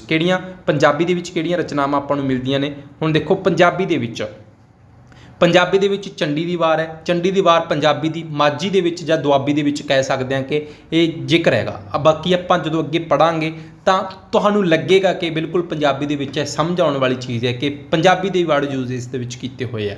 ਪੰਜਾਬੀ ਦੇ ਵਿੱਚ ਰਚਨਾ ਹੈ ਚੰਡੀ ਦੀ ਵਾਰ ਦੀ। ਤੇ ਮਿੱਤਰ ਪਿਆਰੇ ਨੂੰ ਜਿਹੜਾ ਸ਼ਬਦ ਹੈ ਉਹ ਕਹਿ ਸਕਦੇ ਹਾਂ, ਇਹ ਵੀ ਆਪਾਂ ਮਿੱਤਰ ਪਿਆਰੇ ਨੂੰ, ਇਹ ਵੀ ਪੰਜਾਬੀ ਦੇ ਵਿੱਚ ਰਚਨਾ ਹੋਈ ਹੈ ਇਸ ਦੀ। ਉਸ ਤੋਂ ਬਾਅਦ ਫਿਰ ਬ੍ਰਿਜ ਭਾਸ਼ਾ ਦੀ ਗੱਲ ਕਰੀਏ, ਬ੍ਰਿਜ ਭਾਸ਼ਾ ਦੇ ਵਿੱਚ ਜਾਪ ਸਾਹਿਬ ਲਿਖਿਆ, ਚੰਡੀ ਚਰਿੱਤਰ ਲਿਖਿਆ, ਅਕਾਲ ਉਸਤਤ ਲਿਖੀ ਤੇ 33 ਸਵਈਏ ਵੀ ਲਿਖੇ। ਇਹ ਸਾਰੇ ਬ੍ਰਿਜ ਭਾਸ਼ਾ ਦੇ ਵਿੱਚ ਨੇਗੇ। ਤੇ ਉਸ ਤੋਂ ਬਾਅਦ ਫਾਰਸੀ ਦੀ ਜੇਕਰ ਗੱਲ ਕਰੀਏ, ਫਾਰਸੀ ਦੇ ਵਿੱਚ ਜਫਰਨਾਮਾ ਲਿਖਿਆ। ਅੱਗੇ ਇਹਨਾਂ ਨੂੰ ਆਪਾਂ ਡੀਪਲੀ ਪੜ੍ਹਨ ਵਾਲੇ ਆਂਗੇ ਕੀ ਕੁਛ ਇਹਨਾਂ ਦੇ ਵਿੱਚ ਆਉਂਦਾ ਹੈਗਾ। ਹੁਣ ਸਭ ਤੋਂ ਪਹਿਲਾਂ ਆਪਾਂ ਇਹਨਾਂ ਦਾ ਵੇਰਵਾ ਜਾਣ ਲਿਆ, ਹੁਣ ਆਪਾਂ ਚੰਡੀ ਦੀ ਵਾਰ ਬਾਰੇ ਪੜ੍ਹਦੇ ਹਾਂ। ਠੀਕ ਹੈ, ਚੰਡੀ ਦੀ ਵਾਰ ਜਿਹਦੇ ਕਰਕੇ ਆਪਾਂ ਨੂੰ ਇੱਥੇ ਬੀਰ ਕਾਵਿ ਦੇ ਵਿੱਚ ਗੁਰੂ ਗੋਬਿੰਦ ਸਿੰਘ ਜੀ ਨੂੰ ਆਪਾਂ ਨੇ ਸ਼ਾਮਲ ਕੀਤਾ, ਉਹ ਚੰਡੀ ਦੀ ਵਾਰ ਹੈ। ਵਾਰ ਕਿਉਂਕਿ ਆਪਾਂ ਵਾਰ ਪੜ੍ਹੇ ਆ, ਜੰਗਨਾਮੇ ਪੜ੍ਹੇ ਆ, ਉਹ ਉਹਨਾਂ ਦੇ ਵਿੱਚੋਂ ਹੀ ਇੱਕ ਵਾਰ ਹੈਗੀ ਚੰਡੀ ਦੀ ਵਾਰ। ਚੰਡੀ ਦੀ ਵਾਰ ਤੇ ਉਸ ਤੋਂ ਬਾਅਦ ਫਿਰ ਆਪਾਂ ਬਾਕੀ ਜਿਹੜੇ ਰਾਈਟਰ ਹੋਏ ਆ ਉਹਨਾਂ ਦੀਆਂ ਵਾਰਾਂ ਪੜ੍ਹਨੀਆਂ ਨੇ, ਜੰਗਨਾਮੇ ਪੜ੍ਹਨੇ ਨੇ, ਇੱਕ ਇੱਕ ਕਰਕੇ ਆਪਾਂ ਸਾਰੇ ਪੜ੍ਹਾਂਗੇ।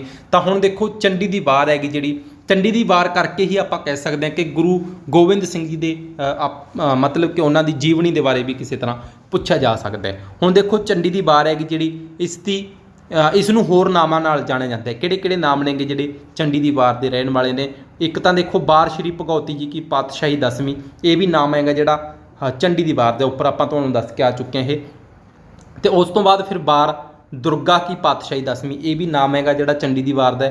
ਤੇ ਉਸ ਤੋਂ ਬਾਅਦ ਫਿਰ ਇਸ ਨੂੰ ਆਪਾਂ ਇੱਕ ਹੋਰ ਜਿਹੜਾ ਦਰਜਾ ਦਿੱਤਾ ਹੋਇਆ ਕਿ ਪੰਜਾਬੀ ਦੀ ਇਹ ਪਹਿਲੀ ਵੀਰ ਰਸੀ ਵਾਰ ਹੈ, ਪੰਜਾਬੀ ਦੀ ਪਹਿਲੀ ਤੇ ਕੰਪਲੀਟ ਵਾਰ ਵੀ ਆਪਾਂ ਇਸੇ ਨੂੰ ਕਹਿੰਦੇ ਹਾਂ। ਬਾਕੀ ਵਾਰਾਂ ਦੇ ਵਿੱਚ ਆਪਾਂ ਨੂੰ ਇਸ ਦਾ ਜਿਹੜਾ ਅੰਤਲਾ ਪਾਰਟ ਹੁੰਦਾ ਹੈਗਾ ਉਹ ਨਹੀਂ ਦੇਖਣ ਨੂੰ ਮਿਲਦਾ ਕਿ ਇਸ ਦੇ ਵਿੱਚੋਂ ਕੀ ਇਸ ਦੇ ਵਿੱਚੋਂ ਸਿੱਖਿਆ ਮਿਲਦੀ ਹੈ, ਕਿਹੜਾ ਨਿਚੋੜ ਮਿਲਦਾ, ਕੀ ਇਸ ਦੇ ਵਿੱਚੋਂ ਸਿੱਖਿਆ ਨਿਕਲਦੀ ਹੈ। ਤੇ ਉਸ ਤੋਂ ਬਾਅਦ ਫਿਰ ਇਸ ਵਾਰ ਹੈਗੀ ਜਿਹੜੀ ਚੰਡੀ ਦੀ ਵਾਰ, ਇਸ ਨੂੰ ਆਪਾਂ ਨੇਕੀ ਦੀ ਬਦੀ ਦੇ ਉੱਪਰ ਜਿੱਤ, ਬਦੀ ਦੇ ਉੱਪਰ ਨੇਕੀ ਦੀ ਜਿੱਤ ਹੁੰਦੀ ਹੈ, ਯਾਨੀ ਕਿ ਨੇਕੀ ਦੀ ਜਿੱਤ ਹੁੰਦੀ ਹੈ। ਤੇ ਇਹ ਆਪਾਂ ਇਸ ਨੂੰ ਮੰਨ ਦਿਆਂਗੇ ਚੰਡੀ ਦੀ ਵਾਰ ਨੂੰ। ਤੇ ਉਸ ਤੋਂ ਬਾਅਦ ਇਹ ਇੱਕ ਪੁਰਾਣ ਕਥਾ ਹੈ ਤੇ ਇਹ ਇੱਕ ਮਿੱਥ ਕਥਾ ਵੀ ਹੈ। ਪੁਰਾਣ ਕਥਾ ਕਿੱਦਾਂ? ਇਹ ਪੁਰਾਣਾਂ ਦੇ ਵਿੱਚੋਂ ਲਈ ਗਈ ਹੈ। ਮਾਰਕੰਡੇ ਪੁਰਾਣ ਤੁਸੀਂ ਨਾਮ ਸੁਣਿਆ ਹੋਵੇਗਾ, ਉਹਦੇ ਵਿੱਚੋਂ ਇਸ ਚੈਪਟਰ ਨੂੰ, ਇਸ ਸੰਕਲਪ ਨੂੰ, ਇਸ ਕਨਸੈਪਟ ਨੂੰ ਲਿਆ ਗਿਆ ਤੇ ਬਾਕੀ ਗੁਰੂ ਸਾਹਿਬਾਨ ਨੇ ਆਪ ਰਚਨਾ ਕੀਤੀ ਹੈਗੀ ਇਸ ਦੀ। ਮਿੱਥ ਕਥਾ ਕੀ ਹੈ? ਹੁਣ ਦੇਖੋ ਇੱਕ ਹੁੰਦਾ ਇੱਥੇ ਇਤਿਹਾਸ ਤੇ ਇੱਕ ਹੁੰਦਾ ਮਿਥਿਹਾਸ। ਇਹ ਮਿੱਥ ਕਥਾ ਹੈਗੀ, ਇਹਦਾ ਕੋਈ ਵੈਸੇ ਲਿਖਤੀ ਹਵਾਲਾ ਨਹੀਂ ਹੈ ਕਿ ਇਹ ਕਿਸ ਈਸਵੀ ਦੇ ਵਿੱਚ ਵਾਪਰੀ ਹੋਈ ਘਟਨਾ ਹੈ। ਘਟਨਾ ਦਾ ਕੋਈ ਵੀ ਇਤਿਹਾਸ ਨਹੀਂ ਹੈ, ਕੋਈ ਲਿਖਤੀ ਵੇਰਵਾ ਨਹੀਂ ਹੈ, ਇਹ ਇੱਕ ਮਿਥਿਹਾਸ ਹੈਗਾ। ਜਿੱਦਾਂ ਬਾਕੀ ਸਾਰੀਆਂ ਚੀਜ਼ਾਂ ਇਹਦੇ ਵਿੱਚ ਕਾਲਪਨਿਕ ਨੇਗੀਆਂ ਤੇ ਇਹ ਆਪਾਂ ਮਿੱਥ ਕਥਾ ਇਸ ਨੂੰ ਕਹਿ ਸਕਦੇ ਹਾਂ। ਉਸ ਤੋਂ ਬਾਅਦ ਫਿਰ ਦੇਖੋ ਇਸ ਦਾ ਸਰੋਤ ਕੀ ਹੈਗਾ। ਜਿਹੜੀ ਚੰਡੀ ਦੀ ਵਾਰ ਹੈਗੀ ਇਹਦਾ ਸਰੋਤ ਹੈਗਾ ਮਾਰਕੰਡੇ ਪੁਰਾਣ ਤੇ ਇਸ ਦੇ ਵਿੱਚ ਕਨਸੈਪਟ ਹੈਗਾ ਦੁਰਗਾ ਸਪਤਸ਼ਤੀ। ਇਹਦਾ ਕਨਸੈਪਟ ਹੈਗਾ ਇਸ ਦੇ ਵਿੱਚ ਦਿੱਤਾ ਹੋਇਆ, ਚੈਪਟਰ ਕਹਿ ਸਕਦੇ ਹਾਂ, ਉਸ ਚੈਪਟਰ ਦੇ ਵਿੱਚ ਦਿੱਤਾ ਹੋਏਗਾ ਚੰਡੀ ਦੀ ਵਾਰ, ਦੁਰਗਾ ਸਪਤਸ਼ਤੀ ਇਹ ਚੈਪਟਰ ਹੈਗਾ, ਉਸ ਦੇ ਵਿੱਚ ਅਧਿਆਇ ਕਹਿ ਸਕਦੇ ਹਾਂ ਆਪਾਂ। ਤੇ ਉਸ ਤੋਂ ਬਾਅਦ ਫਿਰ ਆਪਾਂ ਬੰਦ ਪੁੱਛਿਆ ਜਾ ਸਕਦਾ ਪੇਪਰਾਂ ਦੇ ਵਿੱਚ, ਪੰਜਾਬ ਦੇ ਪੇਪਰਾਂ ਦੇ ਵਿੱਚ ਜਿਹੜੇ PSSB ਦੇ ਵੱਲੋਂ ਪੇਪਰ ਲਏ ਜਾਂਦੇ ਹੈਗੇ, ਕੁਆਲੀਫਾਈਂਗ ਪੇਪਰ ਪੰਜਾਬ ਦੇ ਵਿੱਚ, ਉਹਨਾਂ ਦੇ ਵਿੱਚ ਇਹ ਕੁਐਸਚਨ ਪੁੱਛਿਆ ਜਾ ਚੁੱਕਾ ਹੈ। ਤੇ ਜਿਹੜਾ ਮਾਸਟਰ ਕੈਡਰ ਪੰਜਾਬ ਦੇ ਵਿੱਚ ਅਧਿਆਪਕ ਯੋਗਤਾ ਪ੍ਰੀਖਿਆ ਹੁੰਦੀ ਹੈ, ਅਧਿਆਪਕ ਦੀ ਜਿਹੜੀ ਸਕਰੀਨਿੰਗ ਪੇਪਰ ਹੁੰਦੇ ਆ, ਉਹਦੇ ਵਿੱਚ ਇਹ ਕੁਐਸਚਨ ਪੁੱਛਿਆ ਜਾ ਚੁੱਕਾ ਹੈ ਕਿ ਜਿਹੜਾ ਚੰਡੀ ਦੀ ਵਾਰ ਹੈ ਉਹਦੇ ਵਿੱਚ ਕਿੰਨੇ ਬੰਦ ਨੇਗੇ ਜਾਂ ਕਿੰਨੀਆਂ ਪੌੜੀਆਂ ਨੇ? ਕੁੱਲ 55 ਪੌੜੀਆਂ ਨੇਗੇ ਜੇਕਰ ਕੁੱਲ ਪੁੱਛ ਲਿਆ ਜਾਵੇ। ਹੁਣ ਦੇਖੋ ਇੱਥੇ ਕੁੱਲ ਬੰਦ ਪੁੱਛ ਲਿਆ ਜਾਵੇ ਤਾਂ ਕਿੰਨੇ ਨੇ? 55 ਜਾਂ ਪੌੜੀਆਂ ਜਾਂ ਬੰਦ ਪੁੱਛ ਲਿਆ ਜਾਏਗਾ। ਹੁਣ ਇਹਨਾਂ ਨੂੰ ਆਪਾਂ ਡੀਪਲੀ ਜੇਕਰ ਖੋਲ੍ਹ ਕੇ ਦੇਖੀਏ ਤਾਂ ਇਹਦੇ ਵਿੱਚ 54 ਦਾ ਪੌੜੀਆਂ ਨੇ, ਇੱਕ ਦੋਹਰਾ ਹੈ, ਪਰ ਇਹਨਾਂ ਦੋਨਾਂ ਨੂੰ ਜੋੜ ਕੇ ਆਪਾਂ 55 ਕਹਿ ਦਿੰਦੇ ਹਾਂ। 55 ਕੁੱਲ ਬੰਦ ਨੇ ਇਸ ਦੇ ਵਿੱਚ। ਤੇ ਇਸ ਦੀ ਭਾਸ਼ਾ ਕੀ ਹੈ? ਚੰਡੀ ਦੀ ਵਾਰ ਦੀ ਪੰਜਾਬੀ ਭਾਸ਼ਾ ਹੈ, ਪੰਜਾਬੀ ਭਾਸ਼ਾ। ਤੇ ਪੰਜਾਬੀ ਦੇ ਵਿੱਚ ਅੱਗੇ ਹੋਰ ਇਸ ਦੇ ਡਾਇਲੈਕਟ ਕਹਿ ਸਕਦੇ ਹਾਂ ਜਿਹੜੇ ਬਣੇ ਹੋਏ ਨੇ ਪੰਜਾਬੀ ਭਾਸ਼ਾ ਦੇ, ਮਾਝੀ, ਮਲਵਈ, ਦੁਆਬੀ। ਇਹਨਾਂ ਦੇ ਵਿੱਚੋਂ ਜਿਹੜੀ ਮਾਝੀ ਹੈ, ਮਾਝੀ ਅਤੇ ਦੁਆਬੀ, ਇਹਨਾਂ ਦੋਨਾਂ ਦੇ ਵਿੱਚ ਮਿਕਸਡ ਜਿਹੜੇ ਵਰਡ ਨੇਗੇ, ਇਹਨਾਂ ਦੋਨਾਂ ਦੇ ਇਸ ਦੇ ਵਿੱਚ ਰਚੇ ਗਏ ਨੇ। ਇਹ ਦੋਨੋਂ ਉਪਭਾਸ਼ਾਵਾਂ ਨੇਗੇ ਜਿਹੜੀਆਂ ਪੰਜਾਬੀ ਦੀਆਂ, ਇਹਨਾਂ ਦੇ ਵਿੱਚ ਲਿਖੀ ਗਈ ਹੈ। ਤੇ ਉਸ ਤੋਂ ਬਾਅਦ ਫਿਰ ਦੇਖੋ ਛੰਦ ਕਿਹੜਾ ਵਰਤਿਆ ਗਿਆ ਇਸ ਦੇ ਵਿੱਚ ਚੰਡੀ ਦੀ ਵਾਰ ਦੇ ਵਿੱਚ। ਕੱਲ੍ਹ ਦੀ ਕਲਾਸ ਦੇ ਵਿੱਚ ਆਪਾਂ ਇਹ ਕਰ ਚੁੱਕੇ ਹਾਂ ਕਿ ਜਿਹੜਾ ਕੋਈ ਵੀ ਵਾਰ ਜਦੋਂ ਲਿਖੀ ਜਾਂਦੀ ਹੈ ਇਹ ਪੌੜੀ ਛੰਦ ਦੇ ਵਿੱਚ ਲਿਖੀ ਜਾਂਦੀ ਹੈ। ਕਿਹੜੇ ਦੇ ਵਿੱਚ? ਪੌੜੀ ਛੰਦ ਦੇ ਵਿੱਚ ਇਹ ਲਿਖੀ ਜਾਂਦੀ ਹੈ। ਤੇ ਪੌੜੀ ਛੰਦ ਕਿੰਨੇ ਤਰ੍ਹਾਂ ਦਾ ਹੁੰਦਾ? 2 ਤਰ੍ਹਾਂ ਦਾ। ਇੱਕ ਤਾਂ ਹੁੰਦਾ ਸਿਰਖੰਡੀ ਛੰਦ ਤੇ ਇੱਕ ਹੁੰਦਾ ਹੈਗਾ ਨਿਸ਼ਾਨੀ। ਸਿਰਖੰਡੀ ਤੇ ਨਿਸ਼ਾਨੀ। ਜਿਹੜਾ ਸਿਰਖੰਡੀ ਹੁੰਦਾ ਤਾਂ ਆਪਾਂ ਨੇ ਤੁਹਾਨੂੰ ਦਿਖਾਇਆ ਸੀ, ਕੋਈ ਬੰਦਾ ਖੜਾ ਸੀਗਾ, ਉਹਦਾ ਸਿਰ ਪਾੜਤਾ ਵਿਚਾਲੋਂ, ਇੱਕ ਸਿਰ ਦਾ ਪਾਸਾ ਇੱਧਰ ਰਹਿ ਗਿਆ ਤੇ ਇੱਕ ਇੱਧਰ ਰਹਿ ਗਿਆ, ਯਾਨੀ ਕਿ ਵਿਚਕਾਰੋਂ ਪਾੜਤਾ। ਸਿਰ ਦੇ 2 ਖੰਡ ਕਰਤੇ, ਕਿੱਥੋਂ ਕਰਤੇ? ਵਿਚਾਲੋਂ। ਹੁਣ ਦੇਖੋ ਜਿਹੜਾ ਸਿਰਖੰਡੀ ਯਾਨੀ ਕਿ ਜਿਹਦੀਆਂ ਵਿਚਕਾਰੋਂ ਤੁਕਾਂ ਮਿਲਦੀਆਂ ਹੋਣ ਉਹ ਤਾਂ ਵਿਚਕਾਰਲਾ ਹੋ ਗਿਆ, ਤੇ ਜਿਹਦੀਆਂ ਅਖੀਰ ਤੋਂ ਤੁਕਾਂ ਤੋਂ ਮਿਲਦੀ ਹੋਵੇ ਉਹ ਹੋ ਗਿਆ ਜੀ ਆਪਣਾ ਨਿਸ਼ਾਨੀ। ਹੁਣ ਦੇਖੋ ਛੰਦ ਵਰਤਿਆ ਜਾਂਦਾ ਹੈ ਪੌੜੀ, ਤੇ ਇਹਦੇ ਵਿੱਚੋਂ ਵੀ ਜਿਹੜੀ ਪੂਰੀ ਦੀ ਪੂਰੀ ਰਚਨਾ ਕੀਤੀ ਹੋਈ ਹੈ, ਠੀਕ ਹੈ, ਉਹਦੇ ਵਿੱਚੋਂ 23 ਪੌੜੀਆਂ ਨੇਗੇ ਜਿਹੜੀਆਂ। ਦੇਖੋ ਕੁੱਲ ਕਿੰਨੀਆਂ ਪੌੜੀਆਂ ਨੇ? ਪਹਿਲਾਂ ਉੱਪਰ ਆਪਾਂ ਤੁਹਾਨੂੰ ਦੱਸ ਹੀ ਦਿੱਤਾ ਹੈਗਾ, ਕੁੱਲ ਜਿਹੜੀਆਂ ਪੌੜੀਆਂ ਨੇਗੀਆਂ ਇਸ ਦੇ ਵਿੱਚ 55 ਨੇ। 55 ਦੇ ਵਿੱਚੋਂ 54 ਪੌੜੀਆਂ ਨੇ, ਇੱਕ ਦੋਹਰਾ ਹੈ। ਤਾਂ ਦੇਖੋ 23 ਪੌੜੀਆਂ ਨੇਗੀਆਂ ਜਿਹੜੀਆਂ ਨਿਸ਼ਾਨੀ ਛੰਦ ਦੇ ਵਿੱਚ ਨੇ ਤੇ 31 ਪੌੜੀਆਂ ਨੇਗੀਆਂ ਜਿਹੜੀਆਂ ਸਿਰਖੰਡੀ ਦੇ ਵਿੱਚ ਨੇਗੀਆਂ। ਬਾਕੀ ਤੁਹਾਨੂੰ ਅੱਗੇ ਜਦੋਂ ਤੁਸੀਂ ਇੱਥੇ ਦੇਖੋਗੇ ਤਾਂ ਤੁਸੀਂ ਇਸ ਨੂੰ ਜ਼ਰੂਰ ਸਮਝ ਜਾਓਗੇ। ਹੁਣ ਦੇਖੋ ਜਿਹੜਾ ਸਿਰਖੰਡੀ ਛੰਦ ਹੁੰਦਾ ਹੈ, ਸਿਰਖੰਡੀ ਛੰਦ ਹੁੰਦਾ ਹੈ ਤਾਂ ਉਹ ਇੱਕ ਸੈਂਪਲ ਤੁਹਾਨੂੰ ਆਪਾਂ ਦਿਖਾਉਂਦੇ ਹਾਂ ਕਿ ਉਹ ਕਿੱਦਾਂ ਦਾ ਹੁੰਦਾ ਹੈ। ਆਪਾਂ ਕਿੱਦਾਂ ਕੋਈ ਰਚਨਾ ਦੇ ਵਿੱਚੋਂ ਪਹਿਚਾਣ ਸਕਦੇ ਹਾਂ ਕਿ ਇਹ ਸਿਰਖੰਡੀ ਛੰਦ ਦੇ ਵਿੱਚ ਲਿਖੀ ਹੋਈ ਹੈ। ਹੁਣ ਦੇਖੋ, ਲੱਖ ਨਗਾਰੇ ਵੱਜਣ ਆਮੋ ਸਾਹਮਣੇ, ਰਾਖਸ਼ ਰਣੋ ਨਾ ਭੱਜਣ ਰੋਹੇ ਰੋਹਲੇ, ਸਿੰਘਾਂ ਵਾਂਗੂ ਗੱਜਣ ਸੱਬੇ ਸੂਰਮੇ, ਤਣ ਤਣ ਕੈਬਰ ਛੱਡਣ ਦੁਰਗਾ ਸਾਹਮਣੇ। ਹੁਣ ਦੇਖੋ ਇਹਦੇ ਵਿੱਚ ਕਿੱਦਾਂ ਪਤਾ ਲੱਗਿਆ ਕਿ ਇਹ ਸਿਰਖੰਡੀ ਛੰਦ ਦੀ ਇਸ ਦੇ ਵਿੱਚ ਵਰਤੋਂ ਕੀਤੀ ਹੋਈ ਹੈ। ਹੁਣ ਦੇਖੋ ਸਿਰ ਸੀਗਾ, ਕਿੱਥੋਂ ਪਾੜਿਆ ਵਿਚਾਲੋਂ, ਇੱਕ ਇੱਧਰ ਹੋ ਗਿਆ, ਇੱਕ ਇੱਧਰ ਹੋ ਗਿਆ। ਤਾਂ ਹੁਣ ਦੇਖੋ ਇੱਥੋਂ ਸਿਰ ਪਾੜਤਾ, ਇੱਕ ਪਾਸਾ ਇੱਧਰ ਹੋ ਗਿਆ, ਇੱਕ ਇੱਧਰ। ਇੱਥੇ ਦੇਖੋ ਵੱਜਣ, ਭੱਜਣ, ਗੱਜਣ ਤੇ ਛੱਡਣ, ਇਹ ਦੇਖੋ ਵਿਚਕਾਰ ਹੈ, ਵਿਚਕਾਰੋਂ ਤੁਕਾਂਤ ਮਿਲਦੀ ਪਈ ਹੈ। ਵੱਜਣ, ਭੱਜਣ, ਗੱਜਣ, ਛੱਡਣ, ਇਹ ਸਾਰੇ ਵਿਚਕਾਰੋਂ ਮਿਲਦੇ ਪਏ ਹੈ। ਤਾਂ ਇਹ ਕਿਹੜਾ ਹੋ ਗਿਆ, ਸਿਰਖੰਡੀ ਛੰਦ ਦੇ ਵਿੱਚ ਇਹ ਪੈਰਾ ਹੈਗਾ ਜਿਹੜਾ ਰਚਿਆ ਹੋਇਆ। ਬਾਕੀ ਹੁਣ ਉਸ ਤੋਂ ਬਾਅਦ ਫਿਰ ਅੱਗੇ ਦੇਖਦੇ ਹਾਂ। ਨਿਸ਼ਾਨੀ ਛੰਦ ਹੈਗਾ ਜਿਹੜਾ, ਇਹਦੇ ਵਿੱਚ ਕੀ ਹੈ, ਉਮਲ ਲੱਥੇ ਜੋ ਤੇ ਮਾਰੂ ਵੱਜਿਆ। ਇਹਦੇ ਵਿੱਚ ਵੱਜਿਆ ਇੱਥੇ ਆ ਗਿਆ, ਵੱਜਿਆ, ਗੱਜਿਆ, ਭੱਜਿਆ, ਸੱਜਿਆ। ਇਹਦੇ ਵਿੱਚ ਅਖੀਰ ਦੇ ਵਿੱਚ ਨੇਗੀਆਂ ਜਿਹੜੀਆਂ ਤੁਕਾਂ ਮਿਲਦੀਆਂ ਪਈਆਂ ਨੇ। ਤਾਂ ਇਹ ਕੀ ਹੋ ਗਿਆ, ਨਿਸ਼ਾਨੀ ਛੰਦ ਦੀ ਇਹਦੇ ਵਿੱਚ ਵਰਤੋਂ ਹੈ। ਹੁਣ ਦੇਖੋ ਕੋਈ ਵੀ ਪੈਰਾ ਤੁਹਾਨੂੰ ਜੇਕਰ ਲਿਖਿਆ ਹੋਇਆ ਮਿਲਦਾ ਹੈ ਤਾਂ ਤੁਸੀਂ ਈਜ਼ੀਲੀ ਫਾਈਂਡ ਕਰ ਸਕਦੇ ਹੋ ਕਿ ਇਹ ਕਿਹੜੇ ਛੰਦ ਹੈਗਾ ਜਿਹੜਾ ਇਹਦੇ ਵਿੱਚ ਵਰਤਿਆ ਗਿਆ, ਤਾਂ ਕਿਹੜੇ ਛੰਦ ਦੇ ਵਿੱਚ ਇਸ ਦੀ ਰਚਨਾ ਹੋਈ ਹੈ। ਤਾਂ ਨਿਸ਼ਾਨੀ ਦੇ ਵਿੱਚ ਅਖੀਰਲੇ ਜਿਹੜੇ ਵਰਡ ਨੇਗੇ ਉਹਨਾਂ ਦੀ ਰਾਈਮ ਮੈਚ ਹੋਏਗੀ, ਤੇ ਉੱਪਰ ਜਿਹੜਾ ਆਪਾਂ ਨੇ ਪੜ੍ਹਿਆ ਉਹਦੇ ਵਿੱਚ ਲਾਈਨ ਦੇ ਵਿਚਕਾਰਲੇ ਵਰਡ ਨੇਗੇ ਜਿਹੜੇ ਮੈਚ ਹੋਣਗੇ। ਠੀਕ ਹੈ ਜੀ। ਤਾਂ ਉਸ ਤੋਂ ਬਾਅਦ ਫਿਰ ਆਪਾਂ ਚੰਡੀ ਦੀ ਵਾਰ ਹੈ ਕਿ ਜਿਹੜੀ ਉਸ ਦੀ ਸ਼ੁਰੂਆਤ ਕਰਦੇ ਹਾਂ। ਵਾਰ ਦੀ ਸ਼ੁਰੂਆਤ ਕਿਸ ਤਰ੍ਹਾਂ ਹੁੰਦੀ ਹੈ? ਹੁਣ ਵਾਰ ਦੀ ਜਿਹੜੀ ਸ਼ੁਰੂਆਤ ਹੁੰਦੀ ਹੈ ਉਹ ਹੁੰਦੀ ਹੈ ਜੀ, ਏਕਮਕਾਰ ਵਾਹਿਗੁਰੂ ਜੀ ਕੇ ਫਤਿਹ, ਸ਼੍ਰੀ ਭਗਉਤੀ ਜੀ ਸਹਾਏ, ਵਾਰ ਸ਼੍ਰੀ ਭਗਉਤੀ ਜੀ ਕੀ ਪਾਤਸ਼ਾਹੀ ਦਸਵੀਂ। ਹੁਣ ਦੇਖੋ ਤੁਸੀਂ ਗਾਣਾ ਸੁਣਿਆ ਹੋਏਗਾ, ਤਾਂ ਉਹ ਗਾਣਾ ਹੈਗਾ ਨਛੱਤਰ ਗਿੱਲ ਦਾ, ਅਰਦਾਸ ਕਰਾਂ ਗਾਣਾ ਸੁਣਿਆ ਹੋਏਗਾ ਤੁਸੀਂ। ਨਛੱਤਰ ਗਿੱਲ ਸਿੰਗਰ ਹੈ, ਉਹਦਾ ਗਾਣਾ ਹੈ ਅਰਦਾਸ ਕਰਾਂ, ਅਰਦਾਸ ਕਰਾਂ ਮੇਰੇ ਪ੍ਰੀਤਮਾ ਜੀਓ। ਉਹ ਗਾਣੇ ਦੇ ਵਿੱਚ ਇਦਾਂ ਹੀ ਵਰਤਿਆ ਗਏ ਨੇ ਇਹ ਵਰਡ। ਹੁਣ ਦੇਖੋ ਜਿਹੜੀ ਇੱਥੇ ਵਾਰ ਦੀ ਸ਼ੁਰੂਆਤ ਹੁੰਦੀ ਹੈਗੀ ਇੱਥੇ, ਠੀਕ ਹੈ, ਏਕਮਕਾਰ ਵਾਹਿਗੁਰੂ ਜੀ ਕੇ ਫਤਿਹ, ਸ਼੍ਰੀ ਭਗਉਤੀ ਜੀ ਸਹਾਏ, ਵਾਰ ਸ਼੍ਰੀ ਭਗਉਤੀ ਜੀ ਕੀ ਪਾਤਸ਼ਾਹੀ ਦਸਵੀਂ। ਤਾਂ ਇਹ ਇਸ ਦੇ ਵਿੱਚ ਜਿਹੜਾ ਦੇਖਣ ਨੂੰ ਮਿਲਦਾ ਉਹ ਗਾਣੇ ਦੇ ਵਿੱਚ, ਇੱਕ ਵਾਰ ਤੁਸੀਂ ਜਾ ਕੇ ਜ਼ਰੂਰ ਸੁਣਿਓ, ਇੱਥੋਂ ਸ਼ੁਰੂਆਤ ਹੋ ਜਾਂਦੀ ਹੈਗੀ। ਠੀਕ ਹੈ। ਤੇ ਉਸ ਤੋਂ ਬਾਅਦ ਫਿਰ ਅੱਗੇ ਪ੍ਰਥਮ ਭਗਉਤੀ ਸਿਮਰਕ ਹੈ, ਗੁਰੂ ਨਾਨਕ ਲਈ ਤੇ ਆਏ, ਉਹ ਅੱਗੇ ਉਸ ਤੋਂ ਬਾਅਦ ਮੰਗਲਾਚਰਨ ਦੇ ਵਿੱਚ ਉਹ ਆਪਾਂ ਨੂੰ ਅੱਗੇ ਦੇਖਣ ਨੂੰ ਮਿਲੇਗਾ। ਹੁਣ ਦੇਖੋ ਥੋੜ੍ਹੇ ਕੁ ਇੱਥੇ ਤੁਹਾਨੂੰ ਇੱਕ ਗੱਲ ਇੱਥੇ ਦੱਸ ਦਿੰਦੇ ਹਾਂ, ਇਹ ਜਿਹੜੇ ਉੱਪਰ ਆਪਾਂ ਇੱਥੇ ਛੰਦ ਪੜ੍ਹ ਕੇ ਆਏ ਹਾਂ, ਇਹ ਉੱਪਰਲੇ ਦੇ ਨਾਲ ਨੋਟ ਕਰ ਲਿਓ ਤੁਸੀਂ, ਅੱਗੇ ਪਿੱਛੇ ਹੋ ਗਈ ਥੋੜ੍ਹੀ ਕੁ ਲਾਈਨ। ਹੁਣ ਜਿਹੜਾ ਨਿਸ਼ਾਨੀ ਛੰਦ ਹੁੰਦਾ ਹੈ, ਨਿਸ਼ਾਨੀ ਛੰਦ ਹੈਗਾ ਜਿਹੜਾ ਉਹ ਕਥਾ ਨੂੰ ਅੱਗੇ ਤੋਰਦਾ ਹੈਗਾ। ਨਿਸ਼ਾਨੀ ਛੰਦ ਹੁੰਦਾ ਹੈਗਾ ਜਿਹੜਾ ਕਿ ਇਹਦੇ ਵਿੱਚ ਅੱਗੇ ਇਹ ਹੋਏਗਾ, ਫਿਊਚਰ ਦਾ ਹਵਾਲਾ ਜਿਹਾ ਦਿੰਦਾ ਕਿ ਇੱਦਾਂ ਹੁਣ ਇਹ ਹੋਣ ਵਾਲਾ, ਹੁਣ ਇਹ ਹੋਣ ਵਾਲਾ ਹੈ। ਠੀਕ ਹੈ। ਤੇ ਜਿਹੜਾ ਸਿਰਖੰਡੀ ਛੰਦ ਹੁੰਦਾ ਹੈ ਉਹ ਪ੍ਰੈਜ਼ੈਂਟ ਜਿਹੜਾ ਚੱਲ ਰਿਹਾ ਹੈਗਾ ਕਿ ਸਾਹਮਣੇ ਅੱਗੇ ਉਹ ਖੜਿਆ ਹੈਗਾ ਉਸਦੇ, ਯਾਨੀ ਕਿ ਇਹ ਪ੍ਰੈਜ਼ੈਂਟ ਇਸ ਦੇ ਵਿੱਚ ਦੇਖਣ ਨੂੰ ਮਿਲਦਾ ਸਿਰਖੰਡੀ ਛੰਦ ਦੇ ਵਿੱਚ। ਠੀਕ ਹੈ। ਉਸ ਸਮੇਂ ਦਾ ਜਿਹੜਾ ਵਰਣਨ ਹੈਗਾ, ਯੁੱਧ ਦਾ ਵਰਤਮਾਨ ਰੂਪ ਇਸ ਦੇ ਵਿੱਚ ਪੇਸ਼ ਕੀਤਾ ਜਾਂਦਾ ਹੈ। ਹੁਣ ਜਿੱਦਾਂ ਕੋਈ ਵੀ ਮੰਨ ਲਓ ਆਪਾਂ ਪੇਸ਼ ਕਰੀਏ, ਕੋਈ ਪਲਾਂਟ ਹੁੰਦਾ ਹੈਗਾ ਜਿਹੜਾ, ਉਹਨੂੰ ਆਪਾਂ ਜਦੋਂ ਪੇਸ਼ ਕਰਦੇ ਹਾਂ ਕਿ ਉਸ ਦੇ ਸਾਹਮਣੇ ਅੱਗੇ ਉਹ ਖੜਿਆ ਹੈ, ਉੱਧਰੋਂ ਸੈਨਾ ਖੜੀਆਂ ਨੇ, ਇੱਧਰੋਂ ਰੱਥ ਖੜੇ ਨੇ, ਇੱਧਰੋਂ ਇਹ ਖੜੇ ਨੇ, ਤਾਂ ਇਹ ਜਿਹੜੀਆਂ ਚੀਜ਼ਾਂ ਹੁੰਦੀਆਂ ਨੇ ਇਹ ਸਿਰਖੰਡੀ। ਤੇ ਉਸ ਤੋਂ ਬਾਅਦ ਜਿਹੜੀ ਆਪਾਂ ਗੱਲ ਕਰੀਏ ਕਿ ਹੁਣ ਮੁਕਾਬਲਾ ਹੋਣ ਵਾਲਾ ਹੈ, ਅੱਗੇ ਥੋੜ੍ਹਾ ਇੱਕ ਟਾਈਮ ਤੱਕ ਇਹ ਹੋ ਜਾਏਗਾ, ਉਸ ਤੋਂ ਬਾਅਦ ਫਿਰ ਇਹ ਹੋਵੇਗਾ, ਇਹ ਜਿਹੜੀਆਂ ਚੀਜ਼ਾਂ ਇੱਦਾਂ ਦੀਆਂ ਜਿਹੜੇ ਚੀਜ਼ ਹੋਣਗੇ ਉਹ ਨਿਸ਼ਾਨੀ ਛੰਦ ਉੱਥੇ ਦੇਖਣ ਨੂੰ ਜ਼ਿਆਦਾਤਰ ਮਿਲੇਗਾ। ਠੀਕ ਹੈ। ਇਹ ਤੁਸੀਂ ਬਾਕੀ ਇੱਥੇ ਇਸ ਨੂੰ ਵੈਸੇ ਤੁਹਾਨੂੰ ਨੌਲੇਜ ਦੇ ਲਈ ਦੱਸਤਾ, ਇਹ ਤੁਹਾਨੂੰ ਇੱਦਾਂ ਹੋਏਗਾ ਨਹੀਂ ਇੱਦਾਂ ਪੇਪਰ ਦੇ ਵਿੱਚ। ਬਾਕੀ ਇੱਕ ਵਾਰ ਤੁਸੀਂ ਨੋਟ ਜ਼ਰੂਰ ਕਰ ਲਓ ਉਸਨੂੰ।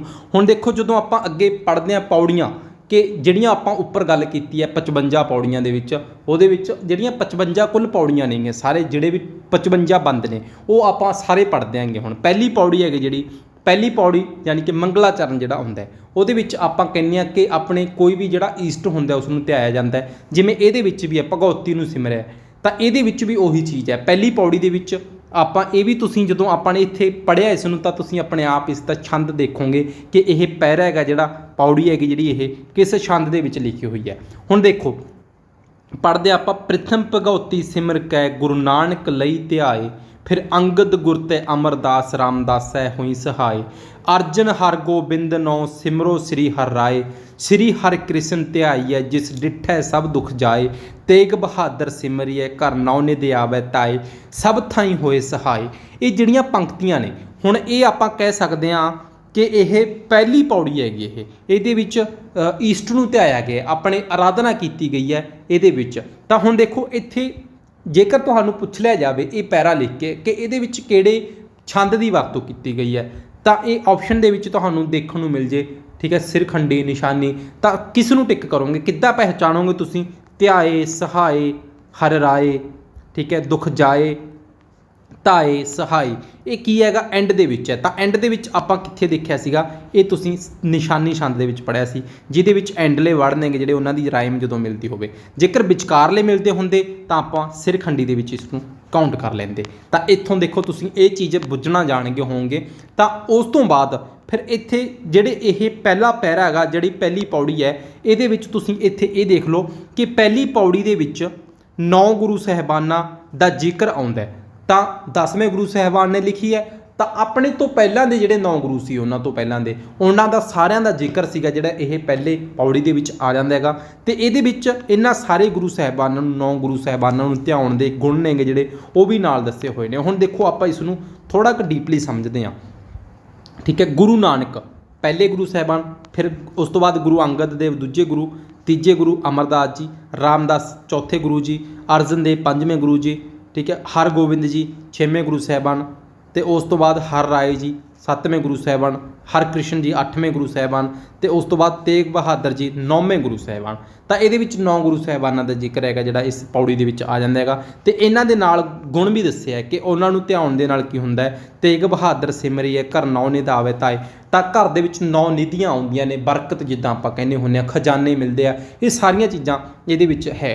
उस तो बाद फिर श्री हर कृष्ण ध्याईऐ जिस डिठै सब दुख जाए, मतलब कि इन्हां नूं देखण दे नाल ही सारे दुख भज जांदे आ, ते इन्हां नूं ध्याउण दे नाल श्री हर कृष्ण नूं ध्याईऐ। जिद्दां आपां पढ़ते आएंगे बंगला साहिब गुरुद्वारे दे विच ये पंक्तियां लिखियां हुई ने, तुसीं देखिया होएगा। इदां पंक्तियां ने जिहड़ियां ये इन्हां दे विचों आपां नूं देखण नूं मिलदियां नेगीआं। बाकी सारे गुरु साहिबानां दे बारे पेपर दे विच पुछया जांदा हैगा क्वेश्चन कि गुरु तेग बहादुर साहिब जी नूं ध्यान दे नाल जां उन्हां नूं सिमरन दे नाल की हुंदा हैगा, घर दे विच 9 निधियां आउंदियां ने। ये क्वेश्चन इदां ही पेपर दे विच बनदे आ, तां तुसीं इन्हां नूं जरूर पढ़ लो। तो इन्हां दे नाल दी नाल तुसीं नोट्स बनाउंदे चलना है। हर कृष्ण जी नूं ध्याउण दे नाल की हुंदा है, गुरु नानक ध्याए, सब तो पहलां किस नूं प्रथम भगवती सिमर के गुरु नानक लई ध्याए। तो इन्हां नूं किस गुरु रामदास जी हर थां दे उत्ते सहाय हुंदे ने, हर थां दे उत्ते सहायता करदे ने, ठीक है, भुखा नहीं मरन दिंदे किसी नूं। इदां ये सारियां चीज़ां ने जिहड़ियां तुहानूं पेपर दे विच पुछियां जाणगियां, इन्हां नूं जरूर नोट करिओ। ते पहली पौड़ी दे विच किन्ने गुरु साहिबानां दा जिक्र आउंदा है, ये भी पुछया जा सकदा है। 9 गुरु साहिबानां दा जिक्र आउंदा है, ते इन्हां नूं सारे गुरु साहिबानां नूं ध्याउण दा इत्थे नाल आपां नूं गुण भी दस्सिया होया है। ते एक चीज़ होर इत्थे मान लो पेपर दे विच ये तुहानूं पैरा जां पौड़ी लिखी हुई आ जांदी है, तो एंड दे विच जिहड़ी आ चीज़ लिखी हुई है, इत्थे आ चीज़ हैगी पहली पौड़ी एक है, ये पंजाबी दे विच जां गुरमुखी दा 1 नंबर हैगा ये। तो उस तो बाद फिर जो दूजी पौड़ी है, ये इदां 2 पैंदा है, तो यह दूजी पौड़ी है। इदां तुहानूं पौड़ियां ने जिहड़ियां इत्थे देखण नूं मिलदियां ने। दूजी जिहड़ी पौड़ी हैगी ओहदी आपां गल कर लैंदे हां। इहदे विच की हैगा, खंडा प्रथमै साज कै जिन सब संसार उपाया, ब्रह्मा विष्णु महेश साज कुदरत ता खेल रचाया बनाया, सिंध पर्बत मैदनी बिन थम्मा गगन रहाया, सिरजे दानो देवते तिन अंदर बाद रचाया, तै ही दुर्गा साज कै दैंतां दा नास कराया, तैथों ही बलराम लै नाल बाणा दह सिर काया। दह सिर जानी कि 10 सिरां वाला रावण, तै ही दुर्गा नूं साज के दुर्गा की साजना की, जिहड़ी चंडी की साजना की है तुसीं नहीं की है। हे वाहिगुरू जी, हे परमात्मा जी, तुसीं ने ही चंडी की रचना की है, दुर्गा की रचना की है, तो जिहड़े आह सारे दैंतां दे नाल मुकाबला किया है, तुहाडी ये सारी कृपा दे नाल होया है। ते तुसीं ने ही श्री रामचंद्र जी नूं, ठीक है, मतलब कि उन्हां नूं ही तुसीं बाण दे के उन्हां नूं ही तुसीं बना के उन्हां नूं, ठीक है, दै सिर नूं हराया सीगा, जिहड़ा रावण नूं मारिया। तैथों ही बल कृष्ण लै कंस केसी पकड़ गिराया, कंस नूं गिराता सीगा पकड़ के। बड़े बड़े मुन देवते कई युग तिनी तन ताया, ते उस तो बाद फिर किन्नी तेरा अंत ना पाया, तेरा अंत ही नहीं हैगा दाता जी। ये इदां सारा कुछ ये कह सकते हैं कि दूजी पौड़ी दे विच यह खंडे का जिक्र आउंदा है, इहदे विच दुर्गा देवी का जिक्र आउंदा है ते दुर्गा ने ठीक है हराया सीगा उन्हां नूं, दैंतां नूं हराया, सारे तरह बल जानी कि इत्थों तुसीं तेरे तो ही परमात्मा जी तुहाडे तो ही बल जानी कि जोर ताकत लैके ये सारा कुछ लैके रावण नूं हराया। ये दूजी पौड़ी दे विच जिक्र आउंदा हैगा, ठीक है। ये चीज़ां तुसीं जरूर पढ़ के जाओ एक बार। तो उस तो बाद फिर तीजी पौड़ी दे विच मैखासुर ने, तो ये चीज़ इत्थे जिद्दां आपां तुहानूं उपर दस्सिआ हैगा, तो इहदे विच की हैगा देखो कि जिहड़ी ये आपां दूजी पौड़ी पढ़ी है इहदे विच दुर्गा नूं साजिआ, ये सारियां चीज़ां खंडे का जिक्र आउंदा है, खंडा साजिआ खंडे, ठीक है। ये सारा दूजी पौड़ी दे विच आउंदा ते इदां ही पुछया जांदा हैगा, तां तुसीं ये जरूर पढ़ के जाओ तो नोट भी करना है। उस तो बाद फिर पुछया जांदा है तीजी पौड़ी दे विच की हुंदा है, मैखासुर हैगा जिहड़ा उसने इंद्र नूं भजाया, ये तीजी पौड़ी दे विच आउंदा है। चौथी पौड़ी दे विच इंद्र दी देवी दे नाल मुलाकात हुंदी है, ठीक है। उस तो बाद फिर पंजवीं पौड़ी दे विच देवतियां की सहायता जी उसका फैसला हो जाता है। तो उस तो बाद फिर 6वीं तो 20वीं पौड़ी तक 6वीं तो 20वीं पौड़ी तक युद्ध का वर्णन आता है। जड़ियाँ 6वीं पौड़ी यानी कि 6वें पैरे तो लेके जो 20वां पैरा है, ये सारे पैराग्राफ जोड़े भी पैरे इदा जिमें आ पैरा बनया होएगा, इदा 6वें तो लैके 20वां जो पैरा 20वीं पौड़ी तक ये सारा युद्ध का वर्णन आता है। तो मैखासुर है जोड़ा ये दैंत वह खात्मा हो जाता है, उसनों खत्म कर दिता जाता है 20वीं पौड़ी तक।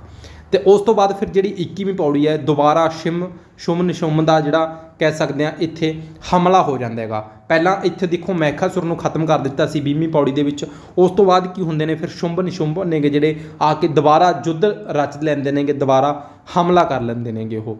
तो ये 21वीं पौड़ी दे विच आउंदा है। पुछया जा सकता है मैखासुर नूं खत्म किया ये तां किहड़ी पौड़ी 20वीं पौड़ी, इत्थे 20 पौड़ियां दे विच इन्हां नूं इदां युद्ध का वर्णन चलदा हैगा। 21वीं पौड़ी दे विच दोबारा फिर युद्ध हो जाता है, शुंभ ते निशुंभ आ जांदे नेगे। ते उस तो बाद 22वीं तो 25वीं जिहड़ी पौड़ी हैगी इहदे विच दैंतां ने फिर फौज हैगी जिहड़ी तैयार कर ली ते फिर वो देवी कोल चले गए, ठीक है। उस तो बाद फिर अगे की हुंदा हैगा पौड़ी 26वीं तो 29वीं तक धूमलोचन दे नाल युद्ध हुंदा हैगा। धूमलोचन दे नाल इदां की हुंदा हैगा जिहड़े इत्थे शुंभ निशुंभ नेगे इत्थे की करदे आ, ये आप नहीं लड़न जाते, पहलां इन्हां ने की कीता हमला करवाता आपदे जिहड़े इन्हां दे संगी साथी सी जां इन्हां दे अंडर सीगे सैना सीगी उन्हां तो हमला करवाता। पहलां इन्हां ने किसी नूं भेजिया, ठीक है, पहलां सैना भेजी, फिर धूमलोचन भेज दिता, फिर चंड मुंड नूं भेज दिता। इदां इन्हां ने हमले करवाए। चंड मुंड नूं 30 तो 32वीं जिहड़ी पौड़ी है चंड मुंड नूं भेजिया, फिर उस तो बाद फिर इन्हां ने रक्त बीज नूं भेज दिता 33वीं तो 43वीं पौड़ी तक। तो देखो ये कितना लगभग 10 पौड़ियां दे विच रक्त बीज लड़ता है। हुण देखो रक्त बीज की सीगा, रक्त बीज यानी कि वह जिहड़ा खून सी वह भी बीज की तरह काम करता सी। जदों भी ये उत्ते प्रहार किया जाता सीगा किसी तरह रक्त बीज के उत्ते, जिथे जिथे इसका खून डुलदा सी उत्थों दैंत फिर जन्म लै लैंदे सीगे। इन्नी सैना वधदी जाया करे, जदों भी इन्हां दे उत्ते हमला कराया करे, इन्हां दा खून धरती दे उत्ते डुलिया करे तो फिर इन्ने दैंत फिर जन्म लै लिया करन। इदां बहुत मुश्किल दे नाल फिर इसनूं खत्म कीता सीगा, ठीक है। 43वीं पौड़ी तक इसनूं खत्म कर दिता रक्त बीज नूं। फिर की हुंदा है 44वीं तो 50वीं पौड़ी दे तक शुभ निशुंभ दे नाल युद्ध हुंदा है ते इसनूं खात्मा इन्हां दा कीता जांदा है ते निशुंभ दा खात्मा कर दिता जांदा है। निशुंभ दे नाल युद्ध हुंदा है 44वीं तो 50 तक ते फिर खात्मा कर दिता जांदा है। पहलां निशुंभ दा खात्मा हुंदा है ते 51 तो 54 तक फिर दैंतां दा जिहड़ा राजा सी शुंभ दा उसका खात्मा एंड दे विच जाके हो जांदा हैगा, ठीक है। तो इत्थे 54 पौड़ियां तक आपां ने इत्थे पढ़िया। पुछया जा सकदा है किहड़ी पौड़ी दे विच की चीज़ बनी हुई है, तो ये जरूर पढ़ियो तुसीं। उस तो बाद फिर अगला जिहड़ा 55वीं पौड़ी हैगी जिहड़ी जां आपां आखिरी बंद कह सकते हैं, ਉਹਦੇ ਵਿੱਚ भी आपां इत्थे पढ़ लैंदे कि इस दे विच की हैगा। ਇਹਦੇ ਵਿੱਚ आखिरी पौड़ी हैगी ये 55वीं, ठीक है। यानी कि जिहड़ी आपां ਪਹਿਲਾਂ की कीता सीगा पढ़ते आए आ, सब तो पहला आपां मंगलाचरण पढ़ते हुंदे आ, ठीक है। पौड़ी जिहड़ा भी बार हुंदी है कि उसकी रचना किस तरह हुंदी है, उसका कनसैप्ट की है, उसका संकलन की है, ਜਾਂ ਆਪਾਂ कह सकते हैं उसका स्ट्रक्चर की हैगा, तो वह हुंदा हैगा पहला मंगलाचरण लिखा जाता है। उस दे विच फिर कारण हुंदा है, फिर युद्ध का वर्णन हुंदा है, ठीक है। इस तरह फिर सुलह वगैरह जो भी सिट्टा निकलता है तो उस तो बाद सिक्ख्या की मिलती है, ये सारा कुछ इस दे विच हुंदा है। हुण जिहड़ा 55वीं पौड़ी है, जिहड़ी 55वीं पौड़ी है ਜਾਂ ਆਪਾਂ आखिरी दोहरा कहते हैं, ये जिहड़ा हैगा 55वीं पौड़ी हैगी सॉरी जिहड़ी ਉਹਦੇ ਵਿੱਚ ਕੀ ਹੁੰਦਾ ਹੈਗਾ, ਇਹਦੇ ਵਿੱਚ ਮਹਾਤਮ ਦੱਸਿਆ ਜਾਂਦਾ ਹੈ, यानी कि सिट्टा की है, निचोड़ की है, इस दे विचों सिक्ख्या की मिलती है, वो 55वीं पौड़ी हैगी। ਇਹ ठीक है। ਇਹਦੇ ਵਿੱਚ ਜ਼ਿਕਰ ਕੀਤਾ ਹੋਇਆ 55ਵੀਂ ਪੌੜੀ ਦੇ ਵਿੱਚ ਇਸ ਦਾ ਮਹਾਤਮ ਦੱਸਿਆ ਹੋਇਆ। ਚੰਡੀ ਦੀ ਵਾਰ ਜਿਹੜੀ ਪ੍ਰੋਪਰ ਮਿਲਦੀ ਹੈ ਜਿਹਦੇ ਵਿੱਚ ਆਪਾਂ ਨੂੰ ਮਹਾਤਮ ਵੀ ਦੇਖਣ ਨੂੰ ਮਿਲਦਾ, ਯਾਨੀ ਕਿ ਐਂਡ ਦੇ ਵਿੱਚ ਐਂਡਲਾ ਪੈਰਾ ਹੈਗਾ ਇਹ। ਤਾਂ ਇਹਦੇ ਵਿੱਚੋਂ ਜਿਹੜਾ ਵੀ ਐਂਡ ਦੇ ਉੱਤੇ ਮਹਾਤਮ ਨਿਕਲਦਾ ਤਾਂ ਉਹ ਸਾਰਾ ਕੁਝ ਐਂਡ ਲਈ 55ਵੀਂ ਪੌੜੀ ਦੇ ਵਿੱਚ ਇਸ ਦਾ ਫਿਰ ਜ਼ਿਕਰ ਆਉਂਦਾ। ਤੇ ਕੁੱਲ ਲੜਾਈਆਂ ਨੇਗੇ ਜਿਹੜੇ 6 ਲੜਾਈਆਂ ਸੀਗੀਆਂ। ਤੇ ਉਸ ਤੋਂ ਬਾਅਦ ਫਿਰ ਅੱਗੇ ਜਾਫਰਨਾਮੇ ਦੀ ਜਿਹੜੀ ਆਪਾਂ ਗੱਲ ਕਰਦੇ ਹਾਂ ਤਾਂ ਇੱਥੇ ਚੰਡੀ ਦੀ ਵਾਰ ਪੜਿਆ, ਉਸ ਤੋਂ ਬਾਅਦ ਜਾਫਰਨਾਮਾ ਹੈਗਾ ਜਿਹੜਾ ਜਾਫਰਨਾਮੇ ਦੀ ਗੱਲ ਕਰਦੇ ਹਾਂ। ਸਭ ਤੋਂ ਪਹਿਲਾਂ ਆਪਾਂ ਇਸ ਦੀ ਭਾਸ਼ਾ ਦੇਖ ਲੈਂਦੇ ਹਾਂ। ਫਾਰਸੀ ਭਾਸ਼ਾ ਦੇ ਵਿੱਚ ਇਹ ਲਿਖਿਆ ਜਾਂਦਾ ਹੈ ਤੇ ਇਹ ਫਾਰਸੀ ਦੇ ਵਿੱਚ ਕੁੱਲ ਜਿਹੜੇ ਇਸ 'ਤੇ ਪਦ ਨੇ, ਕਾਵਿ ਪਦ 111 ਨੇਗੇ ਇਸ ਦੇ ਵਿੱਚ ਕੁੱਲ ਜਿਹੜੇ ਫਾਰਸੀ ਭਾਸ਼ਾ ਦੇ ਵਿੱਚ ਇਸ 'ਤੇ ਲਿਖੇ ਜਾਂਦੇ ਆ। ਤੇ ਇਸ ਦੇ ਅਰਥ ਕੀ ਨੇਗੇ ਜਫਰਨਾਮੇ ਦੇ, ਜਾਂ ਇਸ ਨੂੰ ਹੋਰ ਕੀ ਨਾਮਾਂ ਦੇ ਨਾਲ ਆਪਾਂ ਜਾਣ ਸਕਦੇ ਹਾਂ। ਇਹਦੇ ਅਰਥ ਨੇ ਫਤਿਹ ਦੀ ਚਿੱਠੀ, ਯਾਨੀ ਕਿ ਜਿੱਤ ਦੀ ਚਿੱਠੀ ਜਾਂ ਜਿੱਤ ਦਾ ਪੱਤਰ ਜਾਂ ਜਿੱਤ ਦੀ ਚਿੱਠੀ, ਜੋ ਵੀ ਇਸ 'ਤੇ ਵਰਡ ਨੇਗੇ ਜਿਹੜੇ ਇਹ ਅਰਥ ਨਿਕਲਦੇ ਆ। ਫਤਿਹ ਦੀ ਚਿੱਠੀ ਜਾਂ ਜਿੱਤ ਦਾ ਪੱਤਰ, ਤੁਸੀਂ ਇਸ ਨੂੰ ਯਾਦ ਕਰਕੇ ਜਾਣਾ, ਇੱਦਾਂ ਹੀ ਪੁੱਛ ਲਿਆ ਜਾਂਦਾ ਹੈਗਾ। ਦੀਨਾ ਕਾਂਗੜਾ ਦੇ ਸਥਾਨ ਦੇ ਉੱਤੇ ਇਹ ਲਿਖਿਆ ਜਾਂਦਾ ਹੈਗਾ ਜਫਰਨਾਮਾ। ਅਹਿਮਦਨਗਰ ਭੇਜਿਆ ਜਾਂਦਾ ਹੈਗਾ ਔਰੰਗਜ਼ੇਬ ਨੂੰ ਤਾਨੇ ਦਿੱਤੇ ਜਾਂਦੇ ਨੇ, ਮਿਹਣੇ ਦਿੱਤੇ ਜਾਂਦੇ ਨੇ, ਪੂਰੀ ਤਰ੍ਹਾਂ ਜਲੀਲ ਕੀਤਾ ਜਾਂਦਾ ਹੈਗਾ ਇਸ ਚਿੱਠੀ ਦੇ ਵਿੱਚ। ਭਾਈ ਦਇਆ ਸਿੰਘ ਤੇ ਭਾਈ ਧਰਮ ਸਿੰਘ ਜੀ ਦੇ ਹੱਥ ਇਹ ਭੇਜਿਆ ਜਾਂਦਾ ਹੈ। ਤੇ ਇਹ ਜਿਹੜਾ ਜਫਰਨਾਮਾ ਹੈ, ਤੁਸੀਂ ਇੱਕ ਨਾ ਸਤਿੰਦਰ ਸਰਤਾਜ ਦਾ ਜਫਰਨਾਮਾ ਉੱਥੋਂ ਉਹਨਾਂ ਨੇ ਗਾਇਆ ਹੈਗਾ, ਉਹ ਇੱਕ ਵਾਰ ਸੁਣਿਓ ਜੇਕਰ ਤੁਹਾਨੂੰ ਸਮਝ ਆਉਂਦਾ। ਵੈਸੇ ਫਾਰਸੀ ਦੇ ਵਿੱਚ ਹੈ। ਬਾਕੀ ਜੇਕਰ ਤੁਸੀਂ ਇੱਕ ਜਫਰਨਾਮਾ ਜਿੱਤ ਦੀ ਚਿੱਠੀ ਇੱਕ ਰਚਨਾ ਹੈਗੀ, ਇੱਕ ਕਹਿ ਸਕਦੇ ਹਾਂ ਇੱਕ ਗਾਣੇ ਦੇ ਤੌਰ ਦੇ ਉੱਤੇ ਉਹ ਗਾਇਆ ਹੋਇਆ, ਉਹ ਜ਼ਰੂਰ ਸੁਣਿਆ ਤੁਸੀਂ ਇੱਕ ਵਾਰ ਜਾ ਕੇ, ਠੀਕ ਹੈ ਜੀ। ਉਸ ਤੋਂ ਬਾਅਦ ਫਿਰ ਅੱਗੇ ਆਪਾਂ ਪੜ੍ਹਦੇ ਹਾਂ। ਅਗਲੀ ਰਚਨਾ ਹੈਗੀ ਜਿਹੜੀ ਗੁਰੂ ਗੋਬਿੰਦ ਸਿੰਘ ਜੀ ਦੀ ਜਾਪ ਸਾਹਿਬ। ਕਿਹੜੀ ਭਾਸ਼ਾ ਦੇ ਵਿੱਚ ਹੈ? ਬ੍ਰਜ ਭਾਸ਼ਾ ਦੇ ਵਿੱਚ ਹੈਗਾ ਇਹ। ਸੰਸਕ੍ਰਿਤ ਅਤੇ ਫਾਰਸੀ ਦਾ ਪ੍ਰਭਾਵ ਇਸ ਦੇ ਵਿੱਚ ਦੇਖਣ ਨੂੰ ਮਿਲਦਾ ਹੈ। 10ਵੇਂ ਗ੍ਰੰਥ ਦੀ ਇਹ ਕੇਂਦਰੀ ਬਾਣੀ ਹੈ ਤੇ ਕੁੱਲ ਇਸ ਦੇ ਵਿੱਚ 199 ਪੌੜੀਆਂ ਨੇਗੀਆਂ ਜਿਹੜੀਆਂ ਜਾਪ ਸਾਹਿਬ ਦੇ ਵਿੱਚ ਨੇਗੀਆਂ। ਤੇ ਉਸ ਤੋਂ ਬਾਅਦ ਫਿਰ ਅਕਾਲ ਉਸਤਤ ਦੇ ਵੱਲ ਚੱਲਦੇ ਹਨ। ਤ੍ਰੈ ਪ੍ਰਸਾਦ ਸਵਈਏ ਇਸ ਵਿੱਚ ਸ਼ਾਮਲ ਹੈਗੇ। ਤੇ ਉਸ ਤੋਂ ਬਾਅਦ ਪਰਮਾਤਮਾ ਦੀ ਸਿਫਤ ਦੇ ਨਾਲ ਨਾਲ ਵਹਿਮਾਂ ਭਰਮਾਂ ਦਾ ਪਖੰਡ ਕੀਤਾ ਗਿਆ, ਪਖੰਡ ਦਾ ਵਿਰੋਧ ਕੀਤਾ ਗਿਆ। ਇਸ ਦੇ ਵਿੱਚ ਪਰਮਾਤਮਾ ਦੀ ਸਿਫਤ ਕੀਤੀ ਹੈ ਤੇ ਵਹਿਮਾਂ ਭਰਮਾਂ ਤੇ ਪਖੰਡ ਦਾ ਵਿਰੋਧ ਇਸ ਦੇ ਵਿੱਚ ਕੀਤਾ ਗਿਆ। ਤੇ ਉਸ ਤੋਂ ਬਾਅਦ ਫਿਰ ਅਕਾਲ ਪੁਰਖ ਕੀ ਰੱਛਾ ਹਮਨੇ, ਸਰਬ ਲੋਕ ਕੀ ਰੱਛਿਆ ਹਮਨੇ, ਸਰਬ ਕਾਲ ਕੀ ਰੱਛਿਆ ਹਮਨੇ, ਸਰਬ ਲੋਕ ਕੀ ਸਦਾ ਰੱਛਿਆ ਹਮਨੇ। ਤਾਂ ਇਹ ਜਿਹੜੀਆਂ ਪੰਕਤੀਆਂ ਨੇਗੀਆਂ, ਇਸ ਦੀਆਂ ਪੰਕਤੀਆਂ ਨੇ ਅਕਾਲ ਉਸਤਤ ਦੀਆਂ।